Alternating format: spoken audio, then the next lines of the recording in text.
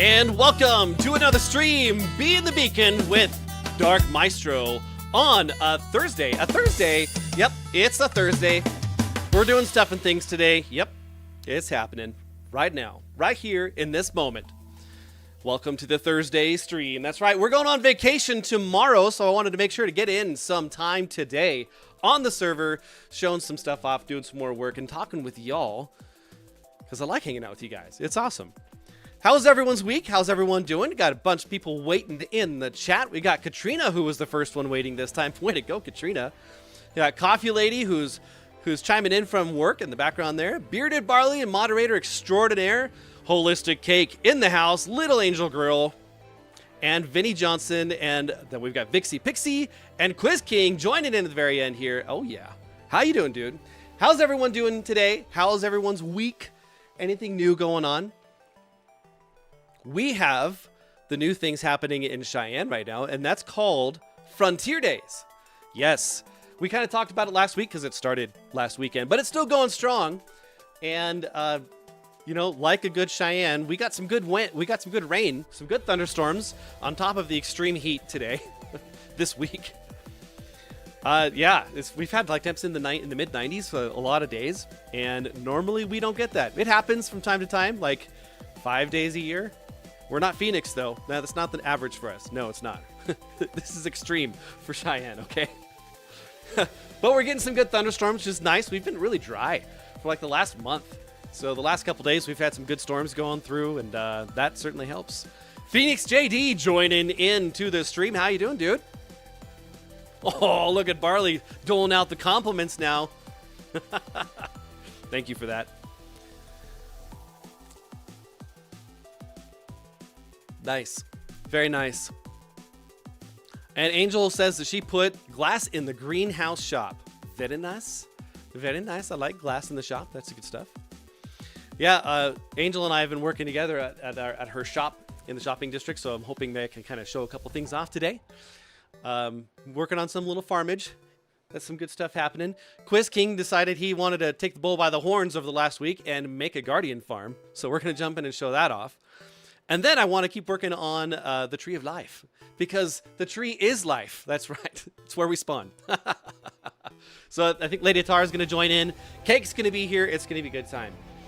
But as for the week, so Wednesday is a very special day during Frontier Days. It's Cheyenne Day. That's right, because we celebrate how great we all are in Cheyenne. We have a day just for us. But not just one. We also have another day in June called Super Day to celebrate how super Cheyenne is in June, because we want 2 days, not just one. JD says, not too bad. Tired, started a new job this week. Whole new career, industry, and so on. It's been lots and lots of learning. Oh, dude, that's my favorite thing. To figure things out, understand how everything works, and then to go boss it. Angel's going to come help too. Nice. Love it. Love it. Yeah, so Cheyenne Day is the one day where they can get into the carnival where the rodeo is for free. But then you still have to pay for all the rides. So you get armbands for like $25 where you have unlimited rides. So my family went and they had a good time, you know, and I worked. Yesterday, I think I worked like, well, I don't know, 15 hours again or something like that, trying to get ready for today so I could have an earlier day. Yeah, it's been full. All the projects, you know, life of a process engineer. What are we doing? Making new processes. Looking at old processes and saying, that's dumb. Let's fix it. So the flavor of the week this week is fixing eggs. Yep, eggs are a thing. So redesigning the flow, trying to cut some time off of things. And it's actually off a suggestion of someone that's on the team. One of the Lyft drivers suggested that we try to condense things down because there's a lot of congestion in an area where there's not really a travel path where there needs to be one. So I've been waiting on some grading to come in for 3 months, and it finally arrived. $3,000 worth of grading to make so that people can walk into a slot without stuff falling on them. It's always good. Protection. It helps. Coffee Lady says, had a good time getting sunburnt. Yeah, she was having me rub lotion on her back this morning. It's very, very cherry red on her shoulders and back. Yep, but it's okay. See, I'm still super pasty because I did not go outside and I've been working inside. But it's okay. When I come back from vacation, you guys will see that I might be a little less pasty with maybe just a slight mild tan. Maybe some sunburn. I don't know. We'll see how it goes. If I'm smart enough with hats or not. Yeah, so my my 3 younger sons were able to go. Cake was able to head out there with my 2 youngest, Daniel and Samuel, with my wife, and they went and had a bunch of fun out there riding all the rides. And it wasn't incredibly hot that day because we had some thunderstorms yesterday. It was nice. It's very nice. What? Lotion on sunburns equals good. Okay, that helps make things awesome. Yeah, so I never used lotion on my skin growing up, ever. Like, I just never needed it until I moved out to Cheyenne, where everything is super dry, especially during the wintertime. So then my wife, she's been using the medicated Vaseline, like for intensive repair. And I didn't use it for a couple of years. Instead, I just suffered. I used to work in restaurants, and so we would use quat water or chlorine water in order to clean all the tables. And so that kind of tears at your hands. Until I went to work for Taco Bell, and they flew me out to Minnesota in the middle of wintertime, because it's also really dry up there at the same time. And when you're just sticking your hand in that bleach water over and over and over, your hands tend to crack. So I got some of that lotion, and oh my God, it worked wonders. It worked wonders. You know it's good when you put it on and it stings. And then when you get up the next morning, it no longer stings to put it on. Oh yes, that's called good lotion. Vinny says, I dislike sunblock so much. It also sounds like you may also dislike the sun so much, if I remember right. Yeah, dude, I am looking forward to vacation. So, usually I take a week during June to just kind of recharge the batteries between spring break and the end of summer. And I was not able to do that. Cake had his appendix that went boom, boom. So we spent a month down in the hospital, and that was that time off that I was taking. So this time I actually get to take time for, to go have fun. Instead of go have fun in a hospital, we're going to go have fun in a beach. Or we're going to go have fun at my in-laws' place or my friend's place or out hiking. It's going to be nice. It's going to be nice. I'm looking forward to it. We're taking a full expedition this time. You got Jeef's now fiance who's going to be coming with us, and then my niece is going to be coming out with us as well. So we'll have a full 8 people in that truck. That's going to be the first time carting 8 people out there. So we'll see how that goes. I'm sure it'll be fine. The AC works great.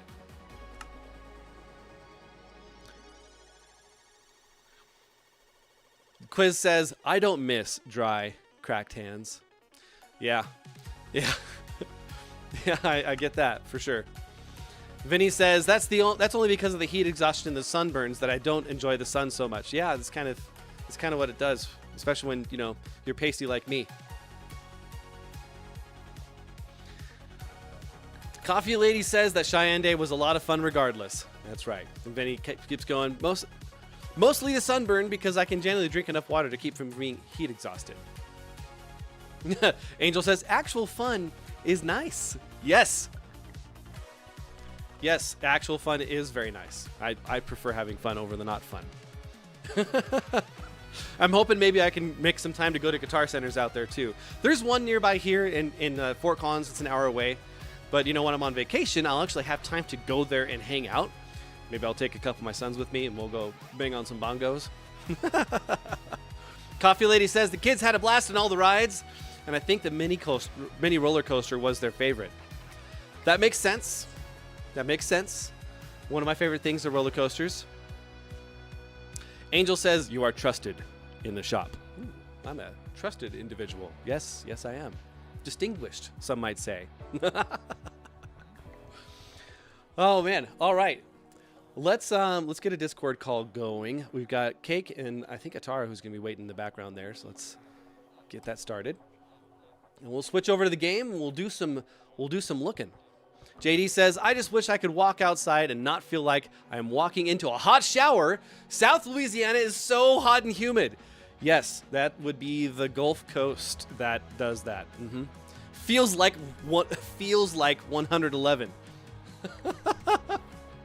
Sounds like you're living in liquid hot magma while you're out there. Jeez.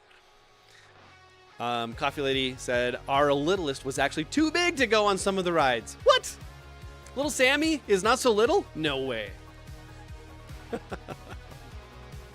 Yeah, I would not do well in that weather, JD. Nope, I would not. I would not. Cake, are you on the call? Oh, yeah. Oh my goodness, it's a cake. All right, I need to set up proximity chat as well, since we got that going. Mm-hmm. Howdy. Hey, Atara, how you doing? Doing all right. All right, got the proximity chat going. Marvelous. Let's switch back to the OBS. And ready to go. Let's do this. Coffee lady, hot magma. That's right. Next thing you know, we're going to start shooting some lasers at things while we're dealing with the hot magma. Phoenix says, goodness, you think you sweat in dry heat. Imagine every bit of clothing sticking to you. Yeah, that's called not fun. I'm not a fan of that. No, I like living in AC where things are temperature controlled, okay? Okay? Okay? Okay. All right. Quiz. Let me know when you're ready, Freddy.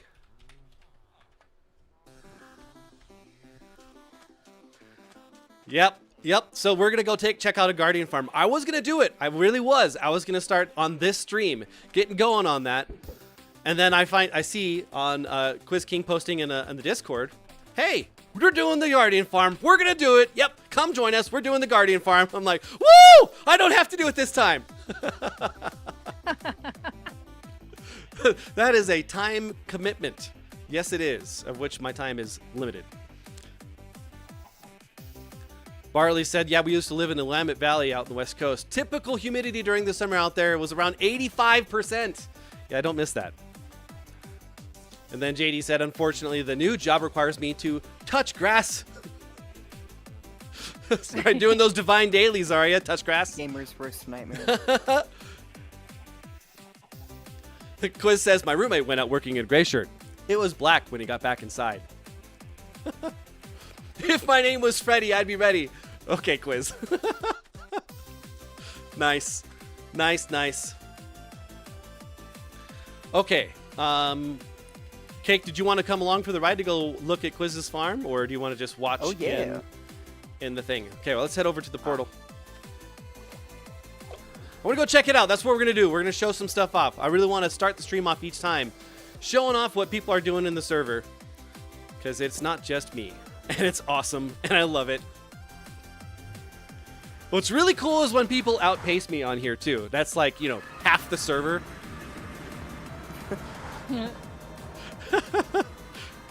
All right, we're going to -800, +112. Can't do that. That's a tease, I tell you. -800 and 112. Yep. There's this one chicken that's hanging around the portal. And so, like, every time I come through here, I pick up at least one egg. Nice. Yeah, so I've got someone threw a bunch of eggs over at my place, so I've got, like, I don't know, 30 chickens hanging around. All right, almost there. Another 100 blocks or so. Yeah. There it is. We see the portal. It's a quiz. Hi, Quiz. Hello. That's a nice hat you got there, buddy. Oh, thanks. I don't know if it even properly renders for you guys. It certainly does. Fantastic. Yep. Love that. All right. Join in the Taco Man. We're gonna do it.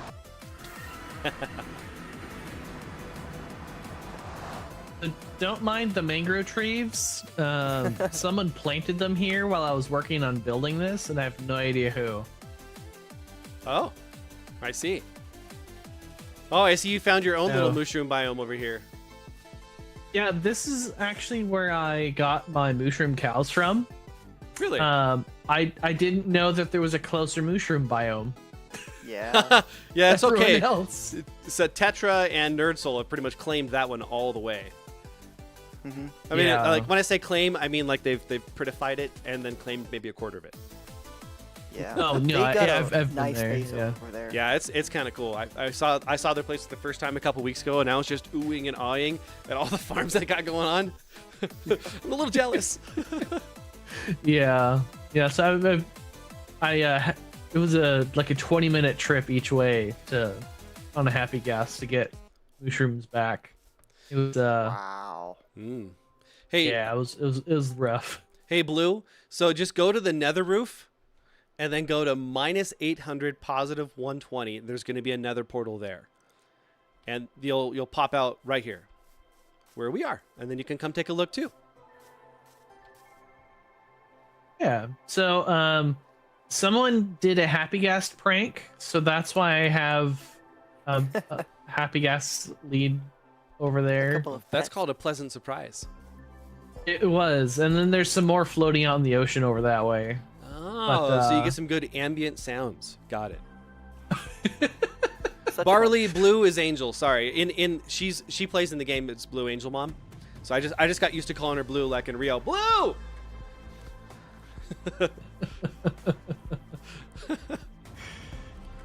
All right. Well, this is the Guardian Farm right here. So I have the storage. This is all claimed, just by the way, in case you try to interact with it. Smart. But this is the storage system right here. Now it might look a little overblown. I don't know if there's a which- thing for being. I don't think there's an overblown storage system on a Guardian farm. Yeah. You can It always might have look- too yeah, it little, might- but never too much. Yeah, it might look a little overblown, but it actually works out pretty well because I still get an overflow of items sitting on the honey block. So I might add more hoppers and chests to try to like compensate for that. Yeah, this Just is a decent amount. Oh, and you got conduit power. Oh my gosh! Oh, yeah. I am so looking forward to this Prismarine. You're gonna make so much money. And the sea lanterns. I don't know if you ever don't keep up the stock, you're gonna have competition because I'll make one. Well, hey Guardian, how you doing, buddy? Yeah, the conduit did help with building this, and then the beacon I put first thing.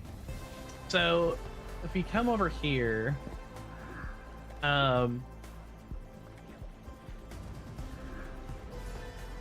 see there's a little redstone hooked up to the beacon. So when I was doing research for this farm, I was following a build specifically, but I learned about boosted beacons. Boosted What? beacons. So boosted beacons is a thing where basically it's typically used with the regeneration effect. You basically remove a block from the beacon and then replace it, and if within the right timing, you basically get a double application of the regen effect. So regen normally just keeps you at stasis for where your health is currently at. A boosted beacon will help you regen health, essentially. So with regeneration and resistance, this farm works. So this setup here, it's a whole redstone setup to basically to funnel guardians up into the kill chamber all the way up there. So I'll turn it on briefly. It might. I was running it fine, but it'll look a little jittery. It's a little noisy. See all the guardians getting funneled up to the top there. Oh my goodness. Oh my goodness. What is happening? So basically, while that's running, you go up at the top, and there's a kill chamber up there. So Oh. the kill chamber, this farm's a little unique in that it utilizes fire, the lava tick damage to ignore thorns damage. Ooh. So the way it basically works is if you're taking damage from a source higher than other damage types, it'll basically ignore the effects of thorns, essentially. So you can sit there, and you do need. I have like a set of like fire resistant armor up there. So you you just sit stand inside in the lava with the fire resist. Yeah, so you sit inside the lava. You just like swing your sword at the armor stand, and with the resistance and regen, you can sit there and you basically ignore the starving damage since we're on hard, and you ignore the lava damage, the thorns, and so you can sit there indefinitely, running the farm. So, wow, dude. Optimally, it can get about 100,000 drops per hour. I think with the servers slowing things down, it does technically drop down a little bit. But yeah, it's pretty insane. So, Dang. Wow, so interesting. and don't go into the bubble elevator down there, because you'll get stuck. You won't die. You'll get stuck. Well, if you get up at the top, you will die, because the conduit does not go up that high. And because I have the whole thing claimed, so... yeah, that's the Prismarine farm. How far does that go up? 128? I don't remember how high up it is. Hold on.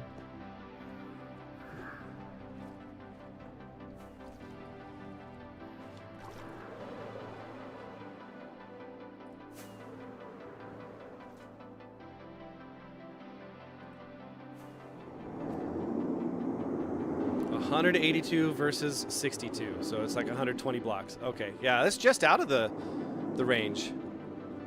Yeah, so basically, it maximizes spawn rates inside the Ocean Monument. It unloads enough down below, and so because they can spawn inside the bubble elevators, and so it maximizes. But there's lava stuff. there. There is lava there, yeah. So it's a little noisy up here, but it's works really well. I have a lot of guardian heads now. I'll bet. Nice.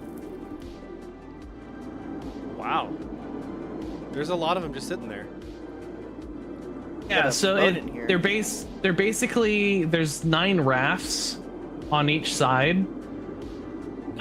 in this actual kill chamber, and then basically the rest back here are essentially queued up to get placed into the rafts. So, and then using the armor stand, because they're larger entities, sweeping edge will hit all of them. So is that basically you're hitting 18 at a time? Pretty much, yeah. So that's how it is you avoid entity cramming then too. Okay. That's neat. Yeah, and then you get the full effect of a looting sword and get lots of drops.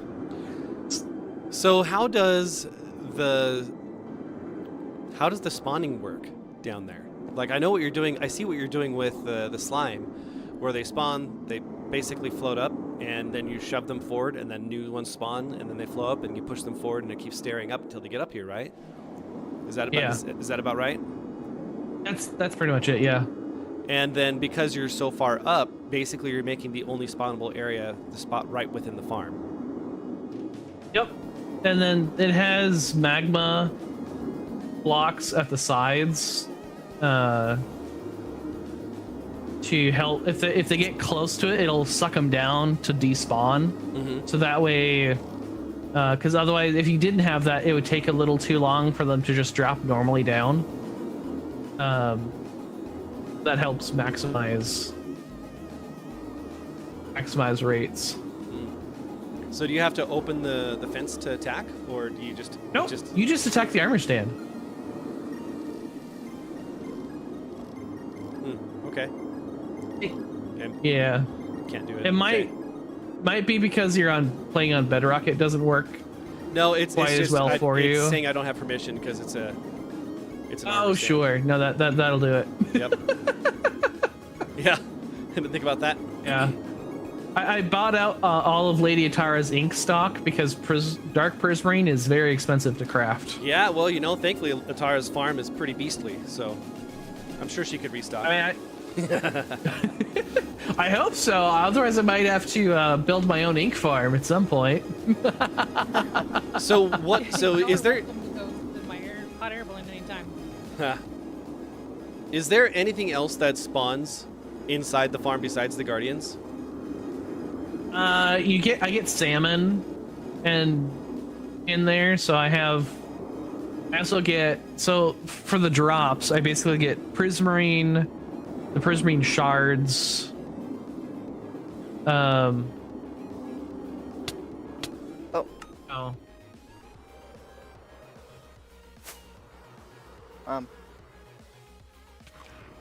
Oh. I see. My bad, Ka. He opened up one of the trap doors. It's all right. Don't worry about it. I think I'm gonna go sleep Or real me. quick.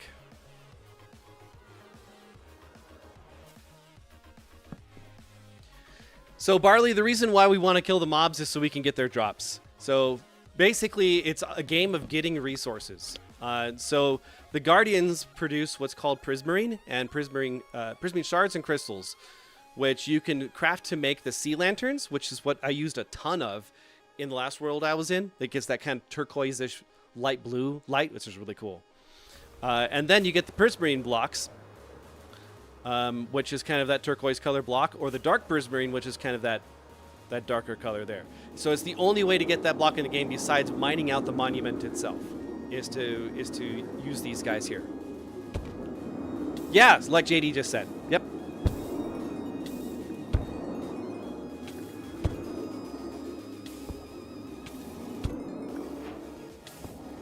Oh, hey. I got some crystals out of that. So there's the prismarine crystals and the prismarine shards. Yep. And then they also drop raw cod whenever you hit them too. It's very dark. Yeah.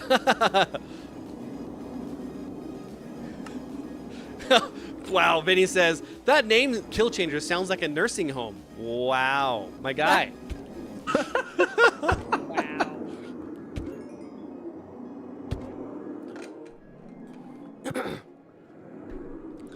Wow, this is really cool, dude. This is awesome. This is totally different from what I would have done. And Yeah, there are some that you can do that are like closer down to the monument. They do good rates, but I'm like, you know what? Let's go big if we can. Yeah, for sure. And see how it goes. Yeah, that's really cool. I didn't. The lava technique there with the regen and the resistance is really smart. I like that a lot. I'm and like, then the wow, boats. this is actually a really cool setup. The rafts really caught me off guard too. I didn't expect that at all. Like you can kind of see the paddle sticking out there for those of you watching. But that's an interesting way to do it. Like I've never seen anyone try to use boats to limit the mob pool so that way they can't entity cram. So they're basically loaded like you said. That's really cool. It also, when they're in the boat, it pulls them from the entity cap. So you can as soon as they get into the boats, they immediately can spawn more down there. Come up here. It empties the cap? What? Nope. Yeah, any mob in a boat is removed from the mob cap. I guess that makes sense because it becomes persistent. Right? Is that marker that's there? Yeah, it helps maximize your amount of spawns you're gonna get. Wow. Keep stuff going. So you still have a bunch of the monument exposed down there. Interesting. So you just took like you only a need specific a corner. Yeah. Nice. Okay. All right, I'm gonna go down and take a look at some other things on it too. This is really neat. I did not expect this design. This is cool. It kind of looks like a pyramid almost. Yeah. That's really cool. The very start was annoying because of all the guardians and stuff. But once things kind of got built up, it got a lot easier. And then when I played Soul Sand, it was initially really annoying, and then after I was got enough placed down, there weren't as many coming after me. So Oh wow. So you don't. So it's not walled off. It's just exposed. yeah, it's just exposed. That's why there's the magma. There is the magma blocks in some of the edges. Oh wow. To just drag them down. So I could probably put a warning around the farm for anyone passing through of like, hey, do not go in. You will get stuck. Huh. Interesting. And the farm is even set up in a way that if you accidentally get some like water leakage from like setting up some of the stuff, that none of the redstone's affected. Wow. I found that out the fun way. Okay. Is that what we're calling I'm that? like, oh no, leakage, and then like it all avoided the redstone. I'm like, oh, sweet. Oh yeah, because it's the higher blocks. So Mm-hmm. the only way is if the water actually landed directly on one of these blocks with the redstone. Huh. But that won't happen from the farm unless somebody like manually places it. Yeah. That's cool. Okay. So how far down does the spawnable area go when you go up there? 8 blocks, something like that? I don't actually know. I haven't like mathed all that out. But Huh. So what's the purpose of the note block here? redstone. Ding, ding, ding, ding. Redstone go burr? Yeah. Redstone go burr. Yeah. Yeah, because this relies basically on bud powering. Because essentially it daisy chains all the pistons, so that because normally if you would try to push everything at the same time, you would hit the push limit. Mm-hmm. But with bud powering, it essentially it starts, I believe, at the top and then goes down. So if you were to like slow it down, it would look. Oh, If you were to slow it down, Interesting. it would look like it was going one at a time, but because it's everything here just happens in the same tick, so it looks like everything's happening at the same time. Yeah. It does require. So you're it using does this rely on- log to change the state of the leaves when you push Yeah. it forward or pull it back, and the observer sees the change of the actual leaf itself. So you can have an external block that touches it from a corner. That okay. I haven't seen that outside of maybe once. That's Yeah, cool. Honestly, I found a build and I watched the explanation, which was very thorough, of how like the mechanics of how it worked, and then you're like, all right, here's the schematic and world download. I'm like, cool. Well, in the world download, the farm broke because it wasn't something wasn't working quite right. Huh. Just in the single player world, so some of the blocks it wasn't powering in the right order. Yeah. That makes sense. And I'm like, well, I hope it works on the server because I'm gonna try to build it, and it did. So So how does this piston activate here? Like, I'm not seeing anything connected to it. I've got the redstone that gets here from being powered on there from those observers that are here, but there's nothing so actually that's touching bud- any of these. that's bud powering. Right. It's basically okay. if something next to it is powered, if it gets an update next to it, it'll then trigger. So it's in a state of stasis of like it's powered by proximity. And so once an update happens next to it, it'll trigger the next redstone component. Huh. That's how I understand it. So is quasi connectivity the one where the redstone extends up 2 blocks instead of just the one? And this is the other think part of it? so. Okay. I've seen it. I've watched explanations. Mumbo Jumbo has tons of videos that I used to watch back in the day on it. But Yeah. I've never really played with it because, Bedrock. This is kind of Yeah, neat. I'm looking forward to exploring with it. I don't pretend to understand it all. I'm just like, well, it works. I'm learning some things, but I don't know that I'm gonna like run the circuit, create like a circuit on my own for a proper build. I know it works, and I roll with. I can do some basic redstoning, but that's about it. So when this triggers, it looks like this observer here is powering this block, which goes underneath it, and it kind of creates like a circle. Is that what's happening? What's this other block? Yeah, it's basically, yeah, it's a dropper. There's a dropper underneath. So yeah, it does create, it creates a redstone clock, essentially. Huh, okay. And then this other side over here is also a redstone clock. So that was what making the consistent dinging sound. And so you turning this off is what enables that circle to start going again. So is this, when you have this powered, is this touching this note block then? Like, and it's activating it, or is it? Yeah, because when I trigger it, it'll note block will go off. Yeah. Interesting. So you don't actually have to have the redstone on the block. Is that bud power you're talking about? Well, no, because the observer is also looking at it.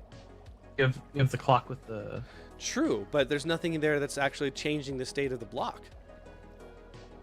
The... I see that it works. I'm not understanding it though. Yeah, the dropper, like the observer sees basically that the dropper is going. Then it'll power the note block, which then powers the piston. Then you have the repeaters. Is this observer looking at the drop at the? Wait, I'm not sure I understand still. Yeah, the observer is looking at the note block. Or I think no, the observer is looking at the dropper. So when the dropper triggers, how does the observer trigger? Sends out a redstone signal. The redstone clock. But so this observer right here, Maestro. This observer over here, this is looking at the note block. Okay. So this observer is looking at the note block. The observer next to it is looking at this observer. So this observer basically powers this white concrete block, which will then power the dropper. So what's the reason why you don't have the redstone dust on top of the note block then? Like to, like what? I guess I am missing the part where the dropper is getting powered initially in order to change its state, or the note block is getting powered. Like I'm not seeing it. Like, it's just got to be the way that Java Redstone works versus not. I'm going to assume that's probably the case because I know when you power it, it basically locks the circuit. Interesting. So I don't know if it's could be that it's locking the dropper. I don't actually. There wasn't an explanation for this specific circuit, so. Okay. And what is? I know you explained it earlier, but I'm starting to put everything together. So what is this doing on powering the beacon? Yeah, so this is just a clock right here just to power piston. So a boosted beacon, I think it's like every 4 seconds the regen effect will like apply the next like heal buff. So when this clock is designed to remove, so you'll get the initial regen application, which will heal you a bit, and then the next boosted beacon basically removes the block to break the beacon, place it again at just the right timing that you double apply regen buff effect. So what block is being removed? The one at the very corner over here. Oh, okay. I didn't see the extra layer there. That makes sense. JD, Yeah. thank you. I appreciate you saying that. You could technically like remove like any block of the beacon to do it, but yeah, for this particular farm, that's how it's set up. So you could set up like a boosted beacon with regen like anywhere. You just need like you just need basically this timing circuit general timing circuit. So it's 5 repeaters on 4 ticks is basically what does it. Yeah. Wow. Okay. That's fascinating. Okay. Yeah, I didn't even know boosted beacons were a thing until I was doing research for this farm. So that was just something fun I learned. Yeah, so in Bedrock, definitely. So I would, in order to for this note block to trigger, I would have to have the redstone line on the note block. So that's Java specific, where you just go up next to it, above it, and it still powers it, even though it's not actually on that same block level. It's just like what's happening with this piston over here. Well, I think the observer is powering the note block specifically. Well, what starts it though? Because the observer is looking at the repeater. So I think it is. I want to say it's powering. Well, it could be that the wire is initially powering the note block, which starts the loop. I think that's got to be it, because nothing else would power the hopper to change its state or anything. It looks like it's the repeater is what starts the note block, which starts the spinning cycle, and then the locking and unlocking of the hopper is what keeps it going until you relock the note block with the lever. Yeah. So it's like the lever locks the note block. This is what it looks like. That's okay. Wow, this is cool. I love this. This is so cool. I love scratching my head at this stuff. I'm just trying to figure it out, because then I could try to maybe use it for something else down the line. This is really cool, and I really like this leaf, this log and leaf trick. That's really cool. Yeah, I'm like I don't know how it works, but it works. So. Yeah, JD says it has to power the note block first to trigger the observer. That makes sense now. Okay. Okay, good deal, Phoenix. JD. Nice. Okay. Cool. Wow. How long? So this took you what? 2 days to make, right? Yeah, I got. Yeah, I'd say probably about two days. Well, yeah, because I was about 7 layers short for all the slime blocks. When I did it on stream, so I had the beacon set up in place previously, just so I had that. I didn't have to do that on stream. I set the beacon in place initially in prep, then I got all the materials together. It took a little bit, but yeah, it probably took about 2 days to build the whole thing. Wow. Where'd you get all the slime from? I have an oozing slime farm. Ah, gotcha. I was gonna say oh, you probably got it from Callie with her farm over there, and you're like, ooze. You must be a fan of Teenage Mutant Ninja. Wow, totally butchered that one. You must be a fan of Teenage Mutant Ninja Turtles and the Secret of the Ooze Farm. Ooze. That's what I was trying to go for before I just botched it. Yeah, the oozing potion farm, you basically make a bunch of snow golems, throw a splash potion of oozing on them, and then there's like a specific kill chamber essentially that gets you all the slimes, and so nice. I got a decent amount. I could sell some, but Allie and Shades are a solid job. Yeah, JD says, I might need to test that redstone line on Bedrock to confirm that you can't power a note block like that. I didn't know that, though I've never been fluent in redstone in either version. Yeah. Yeah, no, I don't pretend to understand half of what's happening here. Yeah, so in Bedrock, basically, diagonal power is not a thing.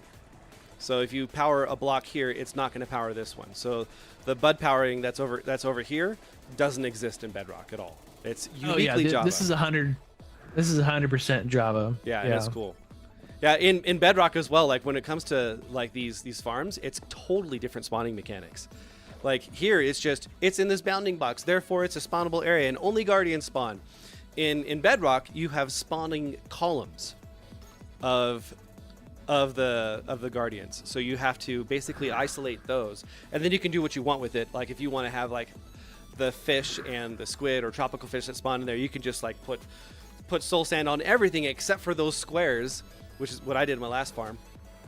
And it turns into a squid farm, a fish farm, a salmon farm, and if you're in a tropical zone, the tropical fish farm, and all those things, plus all the prismarine. It's kind of neat. But it takes forever to set up because you have to basically drain the whole monument and then spawn-proof everything around it so nothing else spawns because, you know, drowns spawn everywhere. So. Oh, yeah. Yeah, it's so cool looking at the different version. Wow. So is your base nearby here as well? Oh no, mine's Oh, no. mine's. No, if you do go west a ways, yeah, if you pretty much go straight west. If you go west, you'll hit an initial desert, and then a little southwest from that, there's like another desert that has the sulfur caves. Okay. This could be a staging grounds for a future sulfur caves expedition if you feel. That might sound like a good time. Yeah. Okay, cool. See, I can. It's in that general area. Yep. Yeah, I remember seeing you on stream that you were basically 10,000 blocks away. Plus another 1,400. Yeah, because I figured, I'm like, yeah, you know, came out this way for this one. I'm like, and there was an ocean monument next to it. I'm like, oh, you know what? This will actually be perfect. It's away from everyone, so it won't lag them out too much when I'm running it. And you get a wave. I was just kicked from the server. What happened? I was running my farm. And I looked at it. I'm sorry. That's cool. Nice. Okay. All right. Well, I'm gonna head back to the shop and go look at Blue's shop for a little bit and talk about the pumpkin melon farm we got going on over there. Oh yeah. Oh yeah. So it needs to sell more of the mushrooms because I need some. I was gonna talk to Lorraine because I'm like, I need some more of that blue warped logs. Oh. It's just about out. So you need those fungus. Got it. Okay. I'm like, don't you have enough mushrooms here? Oh. Well, she's watching the stream. She's listening. So. Oh man. I'm sure we can figure something out. I'm sure there's a way that we can make things happen. Well, she didn't have a price for the blue mushrooms. Yeah, we were just So working like- on that a couple days ago. She and I. So Yeah. we were setting prices on things, seeing how it's gonna go. Yeah. Yeah. So my goal is to basically have like unlimited pumpkins and melons, so that people can buy them, and then sell them to their own villagers, or maybe something else at the shopping district itself too. You know, to get some microtransactions going on. There you go. Yeah, because I need some of that blue wood for my prismarine shop. Yep. That's an excellent wood. I love it.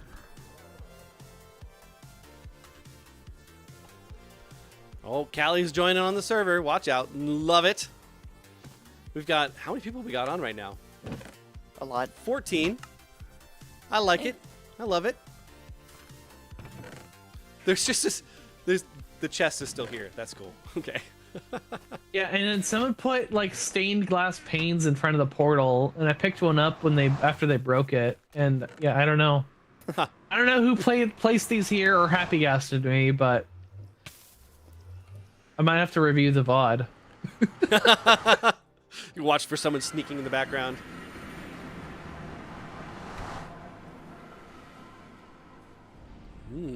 Do you need the Rescue Rangers? Well, that didn't work. Yep. Hey, my Minecraft just crashed, guys.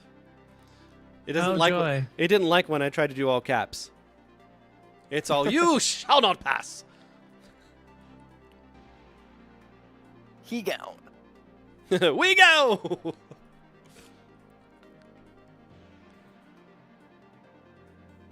All right. Gotta pull it back up. Gotta pull it back up. We're getting it. We're getting it.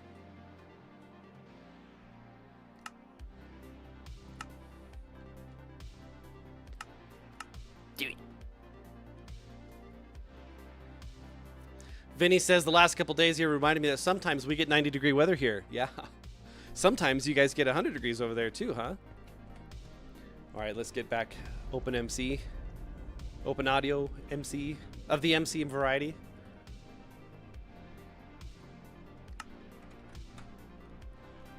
Boom. Got it. It's set.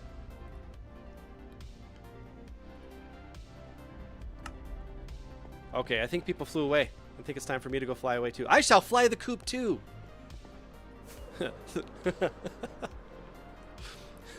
That's a quote from Super Mario RPG for those of you that are old enough.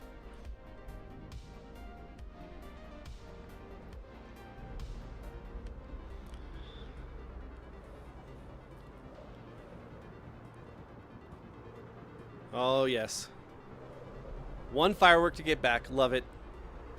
Oh, yeah. It's the best kind of firework. There's an Enderman on the top there. Did you see that? Just sitting off to the side.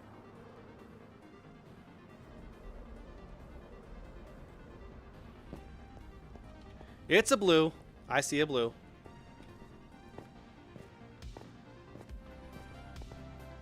Nice. All right, so shopping district. Shopping. Spawn and depot. No, shopping district is over here. Yes. Which is where blue went because she's being smart. Ooh, Vinny says, I only remember having 100-degree weather here one time, one summer.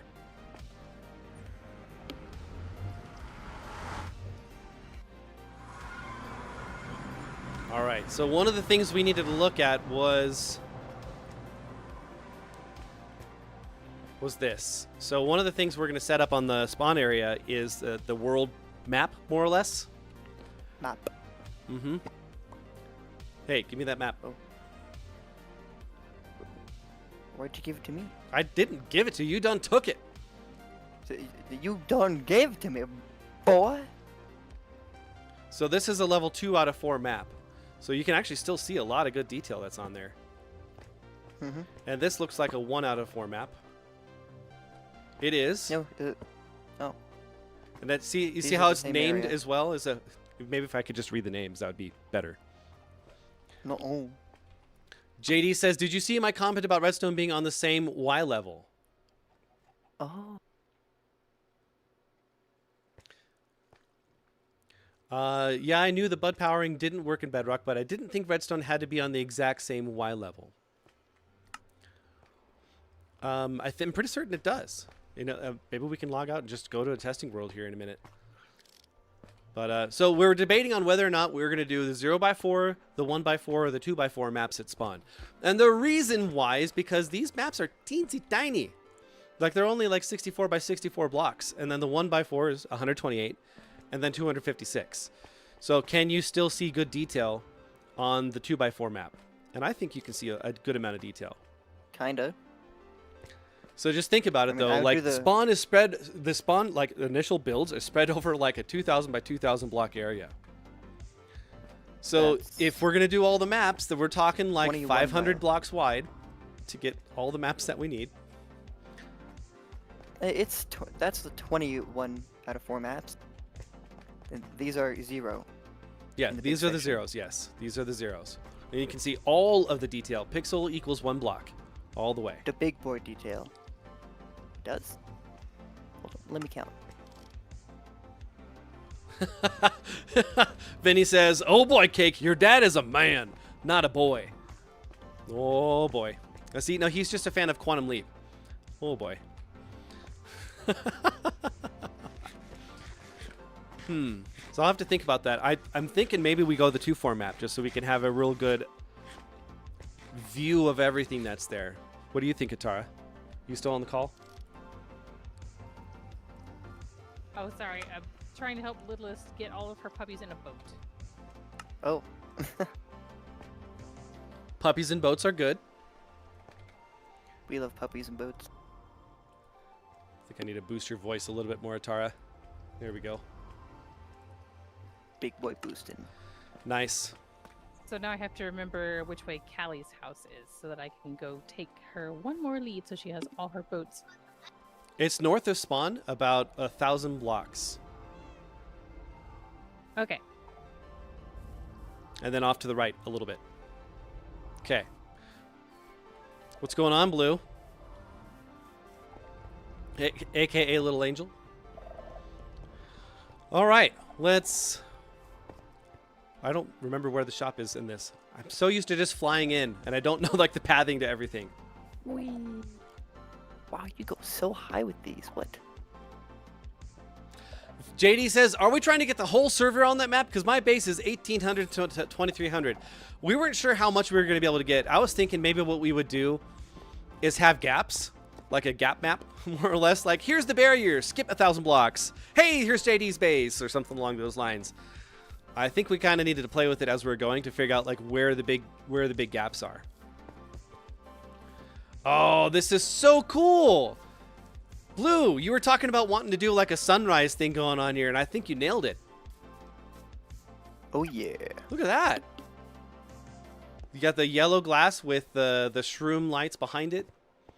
Then the red glass and the purple glass and the blue glass beyond. Oh yeah. Very nice. Very nice. I like it. Blue Angel's Sunset Greenhouse. The greenhouse. Vinny says, I do like some Quantum Leap. That's right. And only the old one, not the new one, okay? There's a new one? Yeah, yeah, see? See? You see? Yeah, so we set prices on things. And so Blue wrote this awesome book. It says price book. It's a price book. Ooh. Yep. Do you want to know what things are? Just scroll on through, take a look-see. 'Tis what is being sold. Yeah, so Quiz was specifically requesting more of the warped fungus mushrooms. Warped fungus. The blue ones. He needs the blue. Specifically, he needs the blue wood, but I don't think he wants to pay like 4 diamonds per stack of wood. All right, so we got started on a farm out here a little while back, and I'm thinking that this can turn into like a silo. So, well, you got a hanging silo here too for farm silo. That's nice. So I came over here and we threw together a pumpkin melon farm, just a quick little basic one. It's fairly standard. But what it does is it's a checkerboard pattern where you got the every odd numbered row is going to be watermelon, and then every even row is going to be pumpkin. So the reason why we do that is because when you have the seeds that are going to be placed in that checkerboard pattern, pumpkins will always grow one direction first, and watermelons will always grow the other. So even if we replaced everything else with just the watermelon seeds, it would not boost the rates. It would stay the exact same for watermelon production or pumpkin production. So you might as well just throw that in there. So the only alternate you can do is just swap where it is you have the pumpkin and the melon seeds. So that way you get a little bit more of one type. So when you have the outside out here, that means you're going to get a little tiny bit more of the melons. And the reason why is because the slices 9 equals 1 stack. So you can kind of see like at what rate things are actually producing on that. Yeah. So threw that together, got it ready, and we've got some stock. We've got some stock. So we're talking about wiring this up into an auto crafter for the melon slices, since we have an abundance of those, and then trying to get it where those can feed over into this area here, and maybe possibly potentially directly into the chests that are here. At least that's what I'm thinking. I don't know. That might be a little overkill for what we're trying to do. But yeah, and I'm still just completely floored that the water mechanics are different in Java when it comes to dirt. You run the water, and it doesn't turn the plowed dirt into dirt. It just leaves it, which is just... What? That's so cool. Oh, hey. So it doesn't work anymore, Blue.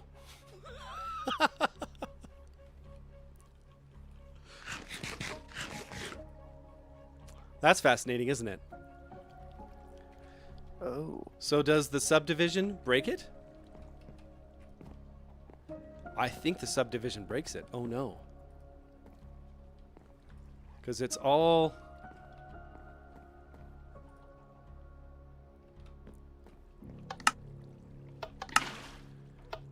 Yeah, that's the same area that we had before when you had that first area claimed. Interesting. I am learning so much stuff about how claims works on this server, because I've only played with it maybe for a few months beforehand, and I really didn't do anything with it. So does that mean that we can't have... Did we try it? Blue? I don't know if we actually tried it.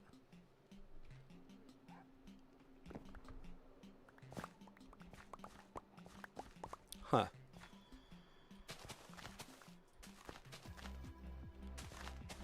Interesting.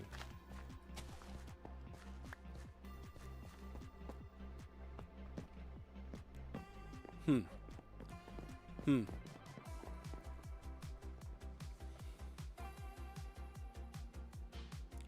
Okay, well let me just do a quick search then. Do subdivisions in geyser stop water from flowing from dispensers?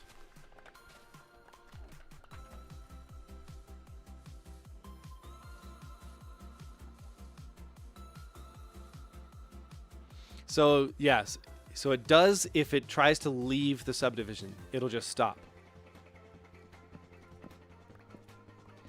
Inside the same main claim, subdivisions exist to manage granular building and container permissions for different players. They do not block liquids like water or lava from flowing across internal subdivision lines.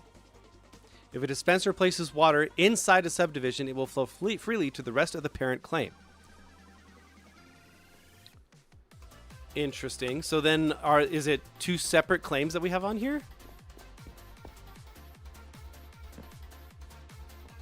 No, I see the subdivision here.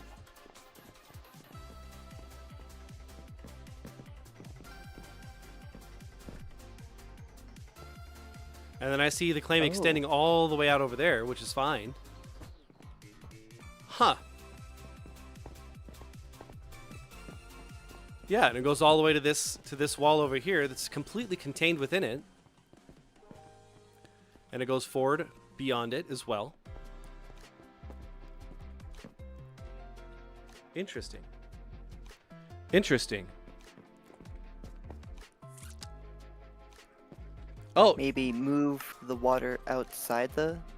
Blue, if you want in, I can invite you to the call if you'd like. It's a private Discord call that's on there. Well, we're also on voice chat. True, but if she's not set up on that, let me get Blue on here. Give me a second. Give me a second. We're getting Blue on board here. Maybe if you move the water outside the subdivision, then it would flow.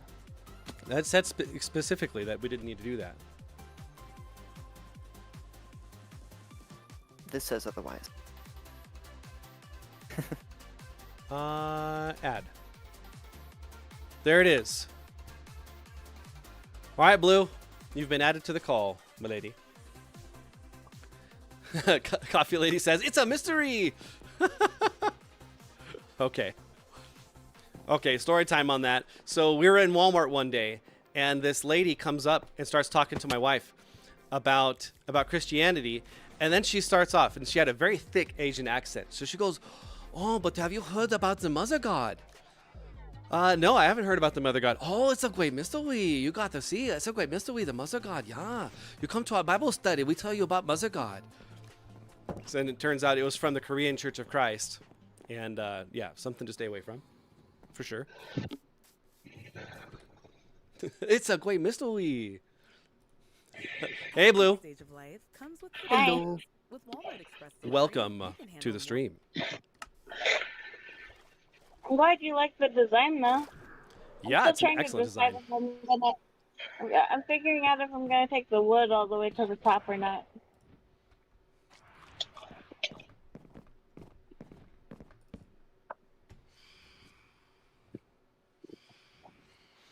Well, you could maybe get creative on that. Where maybe it's high in the front and not in the back. I don't know. Vinny says, yes, when I hear people say Mother God, it makes me cringe. Yeah, I hear that. So you did the subdivision the same way we did it last time, right? Where you had your main claim on the outside, you did a subdivision on the inside. It created these little wool block positions that were here. Yeah. Last time I came up here and tried it, and like everything worked like it was supposed to. Hmm. And now it's not. So did you do subdivide or did you do subdivision? I don't know if there's really a difference, but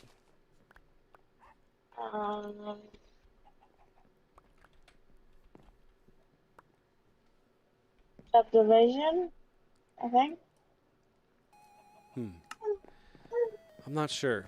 I am not super familiar with this. Atara, are you familiar with this and how subdivisions work?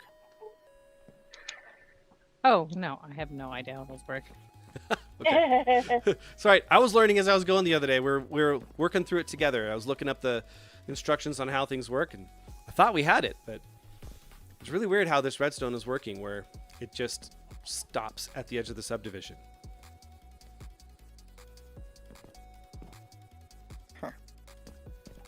I mean, I guess we could just move it, you know.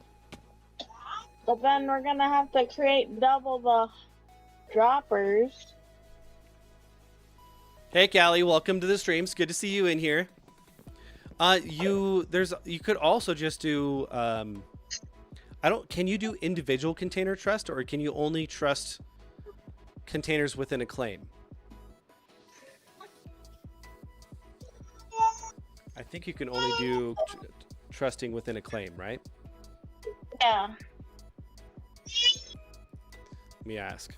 When can you trust an individual container in Minecraft Geyser within a claim? Or does it need to be all containers within a claim? Let's see what it says. You cannot trust an individual container using standard claim commands. Any trust command you run applies to all containers within that claim area.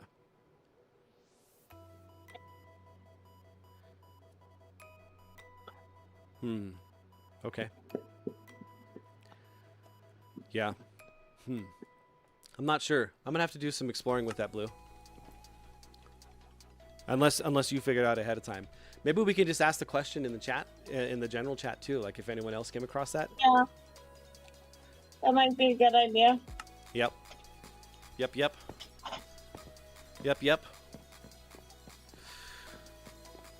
Okay.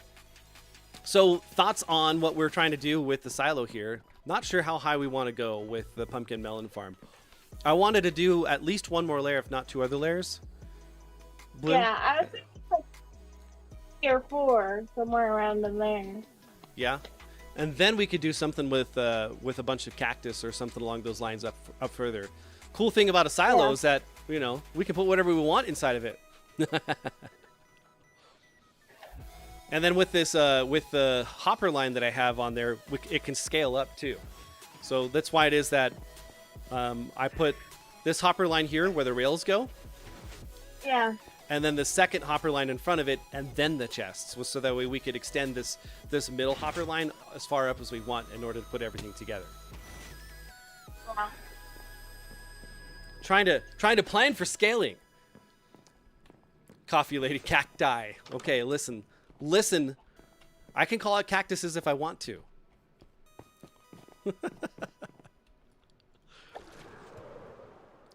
Yeah, I think this is going to be really cool. I like the back too. How does that? You have this real leafy back wall on everything where it just kind of bulges down.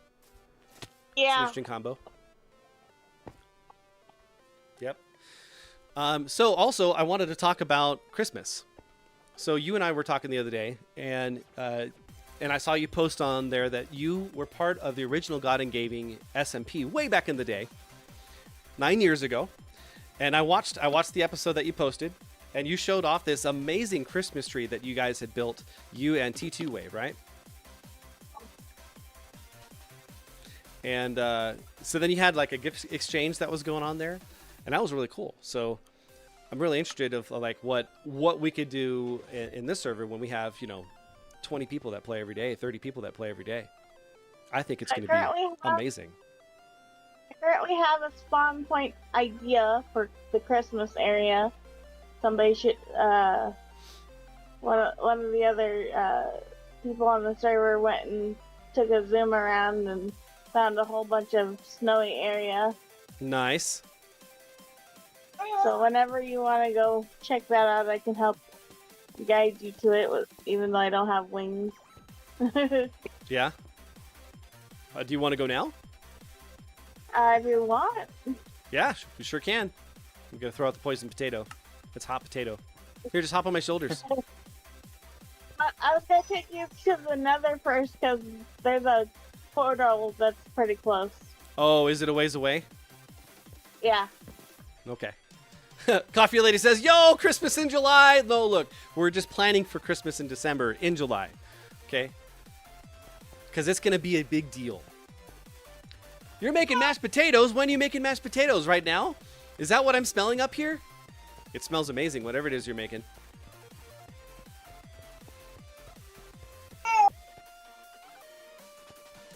Nice. This is so cool. I love how this area is coming together. And Atara, I love your map room that you're making here. The design that you had in here with the patina copper grating. Excellent choice.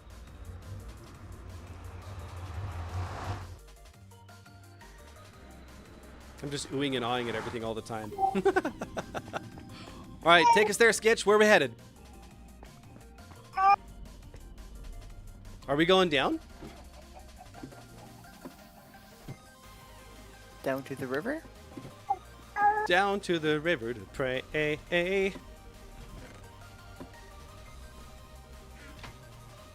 Oh, is it boating? Is it boat time? Go ahead. I'll come behind you. I got my boat.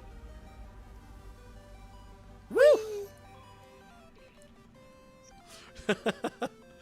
Oh, we're turning? We're turning!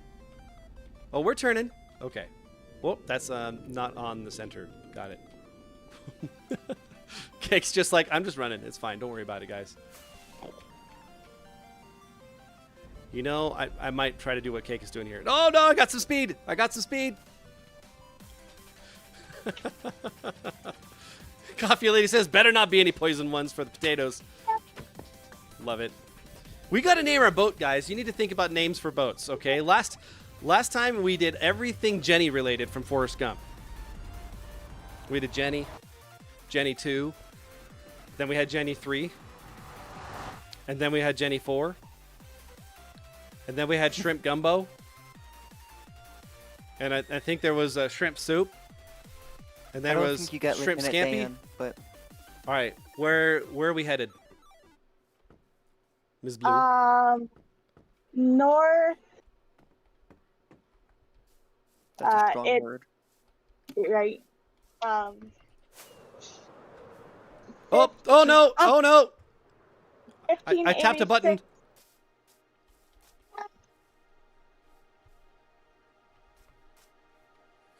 Sorry.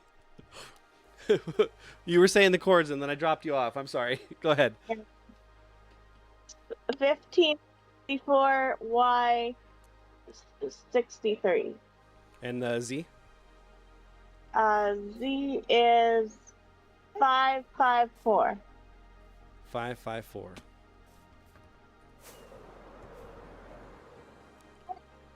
All right, we're going this way. This way. That way. There we go. Look at the snowy biome here.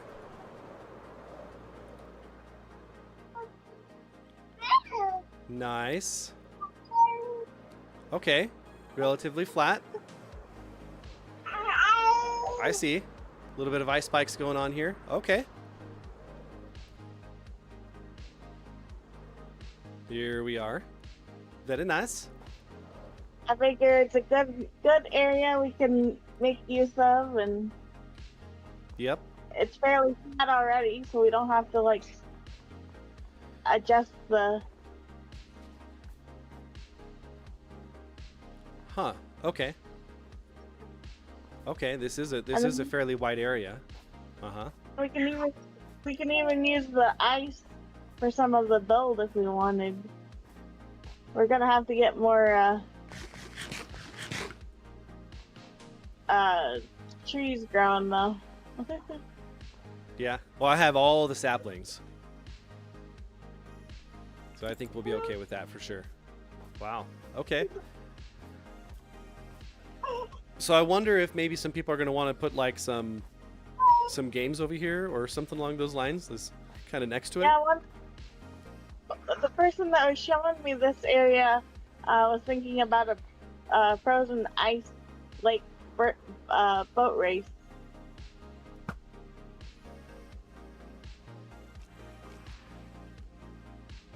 Cake, are you being tickled over there by phantoms? Coochie coochie coo. A little bit. I think this would be a good spot for the tree. Right up here. I cannot see you, but I can sort of see you, but I can't see you.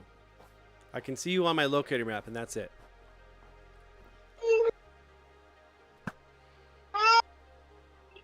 What was that? Somebody died. Oh no, I'm just shooting strays. Oh. Come on now. Come on, skeleton. You can do it.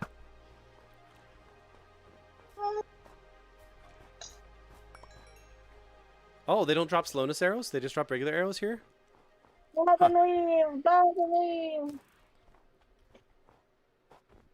Okay. Perhaps we should just sleep and get this done, get this over with, huh? So we can see what No. we're doing. All right. Seeing, that's overrated. We don't need to see. So this is not far away from spawn. Really? Yeah, I mean we're only 1,500 blocks away. It's a hop, skip, and a jump with an elytra. It's too close? No, I don't think so at all. You're not gonna be able to see things. I mean, it's like a little bit farther than like how Cali is from spawn. This is like another 500 blocks farther away. Oh, look at this Come hole. back.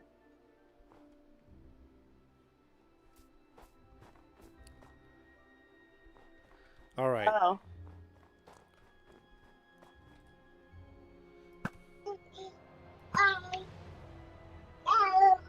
Come on now. Gotcha. I'd rather not get shot. That's not ideal. Okay. All right, let's fly back, Blue. Where are you at? I'm back over here. Are you my blue dot on the screen? That'd be awesome. If you're the blue dot. No, her I don't know. over there, her position is locked, but she's like over there somewhere. I What? can't see her either. Yeah. We can't see each other. Weird. What are your coordinates? I see you. You do? Okay, I'm coming back. Cake's playing with his telescope over there.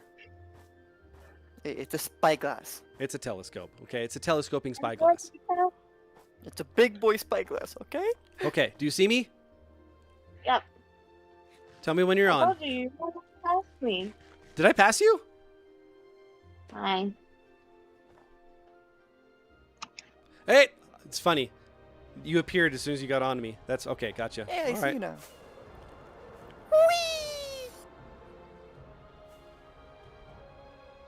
Nice. Very nice. So do you think that looks like a good area to? Yeah, I think so. Kind of a bit in a valley, more or less. Kind of reminds me of Whoville from The Grinch. Oh my gosh! What if we made Whoville? Oh, that would be cool. We could get together and sing Fahudore.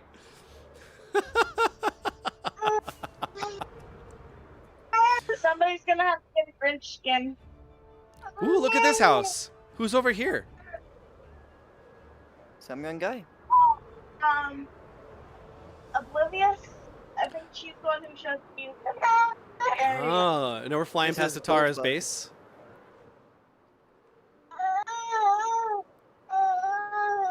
Oh, and we got the gas shop. This is Rhino's base, right? Yeah.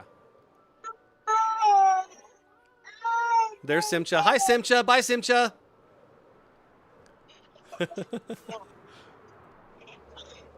Nice. Do you need me to take you back to the shop, or is it okay to go to spawn?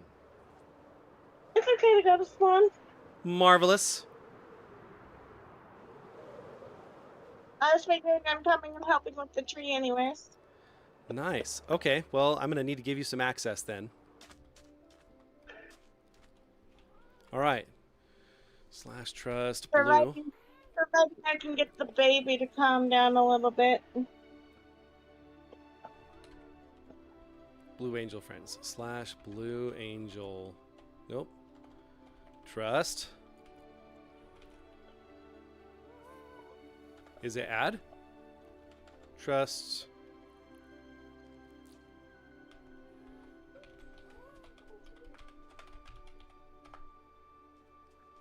And then Cake, did you want to partake in the festivities as well? Yeah.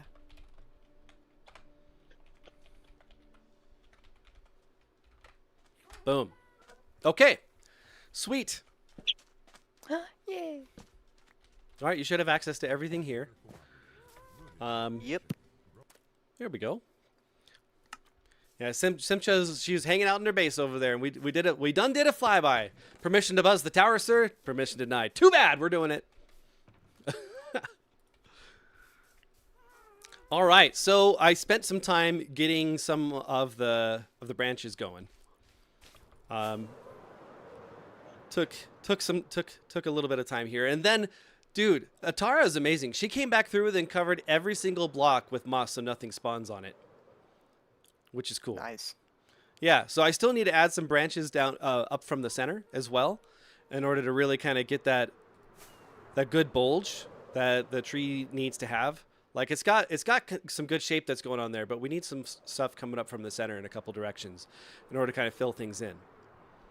So just freehanded it. Didn't really do anything special except just try to put it in and think, where would it go? How is the branch going to go in real life? And this isn't necessarily the end. Like we can do more with it as well, with like spruce fences or something along those lines in order to extend it down should we want to.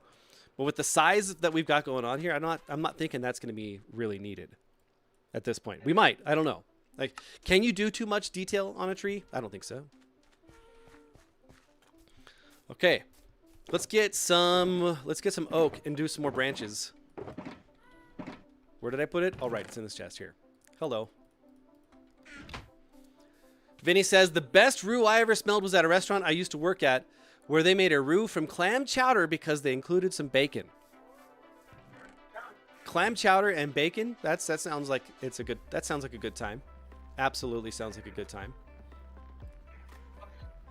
All right, we got to get happy over here. Come on, Happy.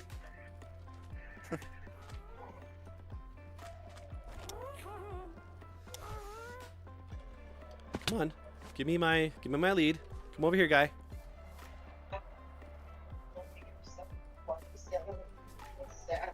Okay.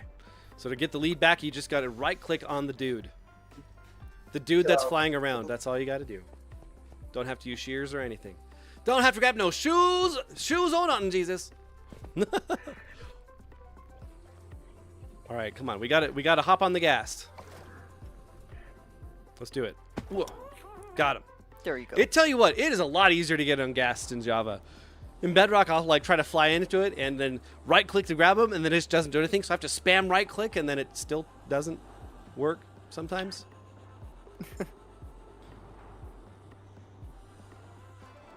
Okay, so yeah, let's do this. So I'm kind of doing away with just getting the whole real wood log thing going on here, because we're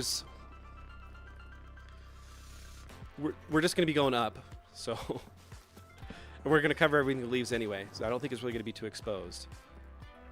Come on now. There we go. Let's just let him go. Be free.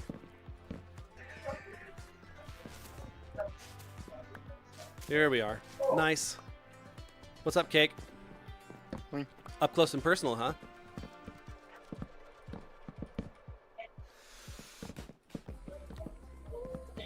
If you could actually blob leaves on the branches. So there's a couple ways, and I was hoping maybe Atara could maybe show you how to do it. But She showed me a video of being able to use saplings. And it's like placing a dirt down, bone mealing it, and then leaving the one block of oak on the inside and just leaving all the leaves there. But down below, I've got a ton of azalea leaves and flowering azalea leaves. So grab those and start going to town, sir. Okay.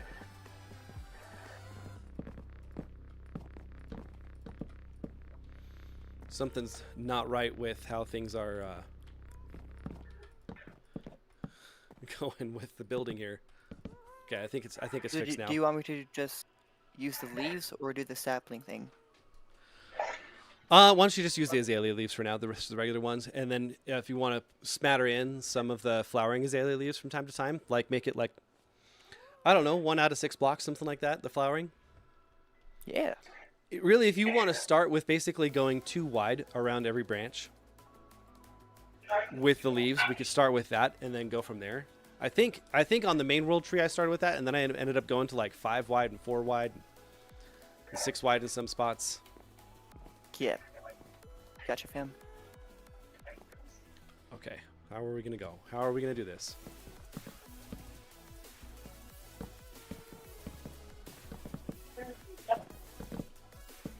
Okay.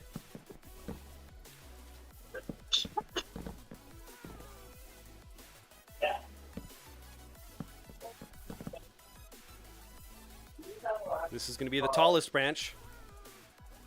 It is very tall, indeed. That's fine. We like tall branches. It's good. Yeah. Dude, mashed potatoes and gravy is the best thing ever, especially when you get a turkey roux and you make that. That's what we do for Thanksgiving and for Christmas and often for Easter or Resurrection Day as well. Like, oh my gosh, it's so amazing. I'm not a fan of ham so much. I like it. I just like turkey that much more. But I love turkey more.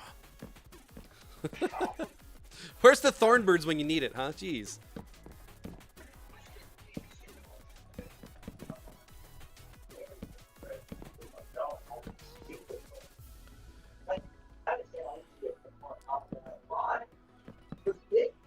Yep. Hey, Cake, you said that we had some Swift Sneak, didn't we? Yes. That might be something to use, like, nowish. Sure. I think I got the levels to enchant 1 or 2. Like, with them. Yeah. Yeah, I'm thinking pretty soon here I should do that. I've got 28 levels, so I should be able to just do it myself. I just need to combine those books together and just apply it and do it and take the plunge. Mm-hmm. I have them in my ender chest, so whenever you want, I got you, fam. Okay. All right. Okay, come on I'm now. back now. Welcome back, Atara. Don't mind me. I'm just trying to suffocate in wood. It's fine. Yeah, Such fun. I had that problem earlier too. Yeah. That's a case that loves paint. The whole them moving because you looked kind of it's a little disorienting. Yeah. Okay. Who all here has seen Armageddon? Not me. Are you sure about that? I'm pretty certain you have. Remember we talked about doing it the Russian way? No. But yeah, Atara just laughs. She knows what I'm talking about. We joke about that all the time because it works. Well, what do you think it comes over from, and sir? over again. You? I don't know. I would love to claim that. It's I a would you love to claim thing that. now, yeah. Yeah. I feel like Austin Powers. Yes, I wrote that song. Definitely me. No one else wrote that song. It was definitely me. Totally mine.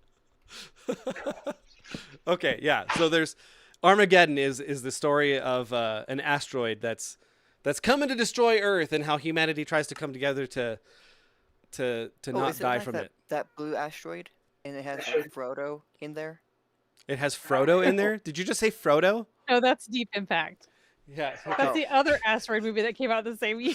Yeah. That's the one with Morgan Freeman as the president of the United States. Yes. I know that one.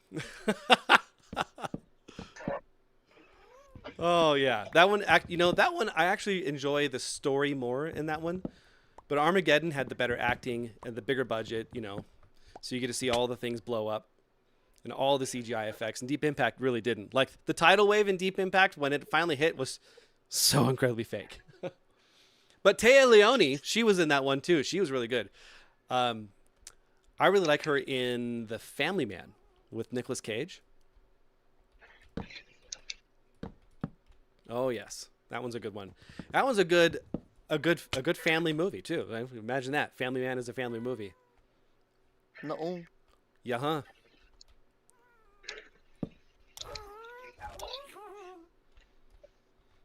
Family Man. I use quotes from that one too all the time. What is it? This is just subpar. Where's bass guitar and burritos when I need him? He quotes that all the time.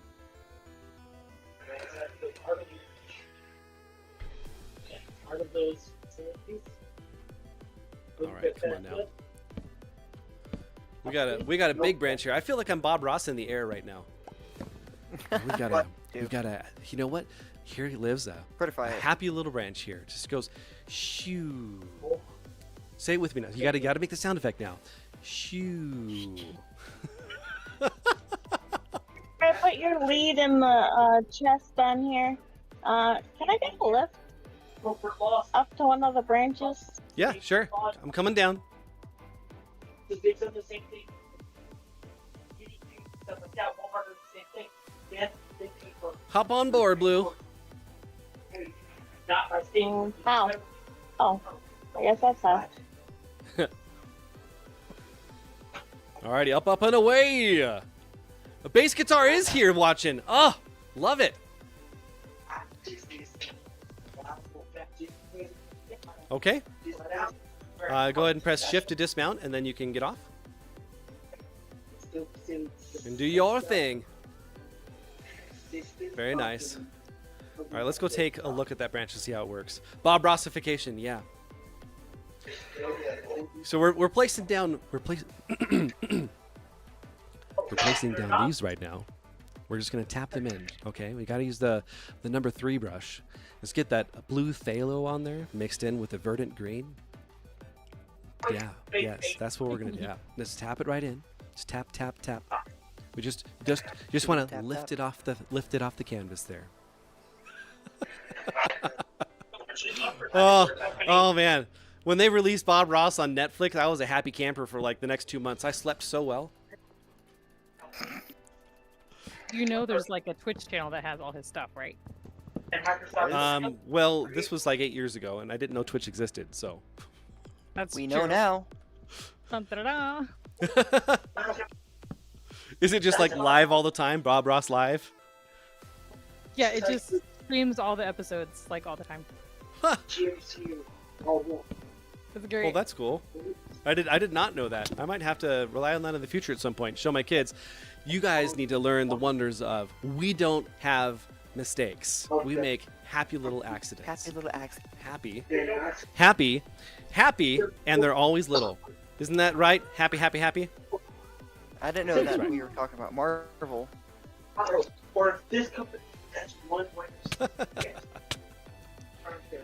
The same thing. Sister company or Nice. whatever, Okay. or, Making that progress. Getting some twigs going on here. We got to get the twigs, otherwise it's just not complete. one is an authority figure. And we go That down. one's Place. owner tries to take There we go. Dan, the gas to the wind. It's like slow creative mode building. Yeah. It's on their headquarters because their parent company is now over 50 states and they choose that. Come on now. Got some real glitchiness with the blocks going on. Yeah. Placing on the gas is kind of weird. Yeah, you kind of have to stop moving, and then it lets you do it. Oh, Yeah, it's almost like it's in I their, thought it's like slightly 3 in their blocks hitbox or away, something. and then move it, place it. Yeah, I think Katara's right. Or Tim's Gaming Nation! Welcome to the stream. How you doing, dude? The tree continued. That's what we got going on here, okay, guy? The tree continued. Financially, it's not worth it for those people. They give pretty much All right, the same I think thing, that's going to be good. focus We need to go to the other side and get some other branches going on too, I think. We got some we got some lava chicken going on in the Spotify right now. Very nice. The difference is, at the end of the day, this. Yes. It's just like your boss still owns all of it. There we go. Cool. They're just individual companies. Pixie Pixies, I'm relieved you don't skip lava chicken anymore. Well, I actually have the disc now, so it's like I've earned the privilege of listening to the lava. We can legally play it now. We can legally. Yeah.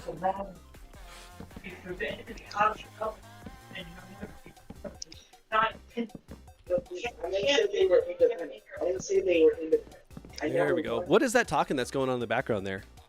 Who is that? Sorry. Was that you? Cool. Yep. Lava chicken is definitely pretty neat. It's a lot. It goes a lot harder. It goes a lot harder than I remembered. Than I imagined, I should say. Come on. Give me my flight. That didn't work.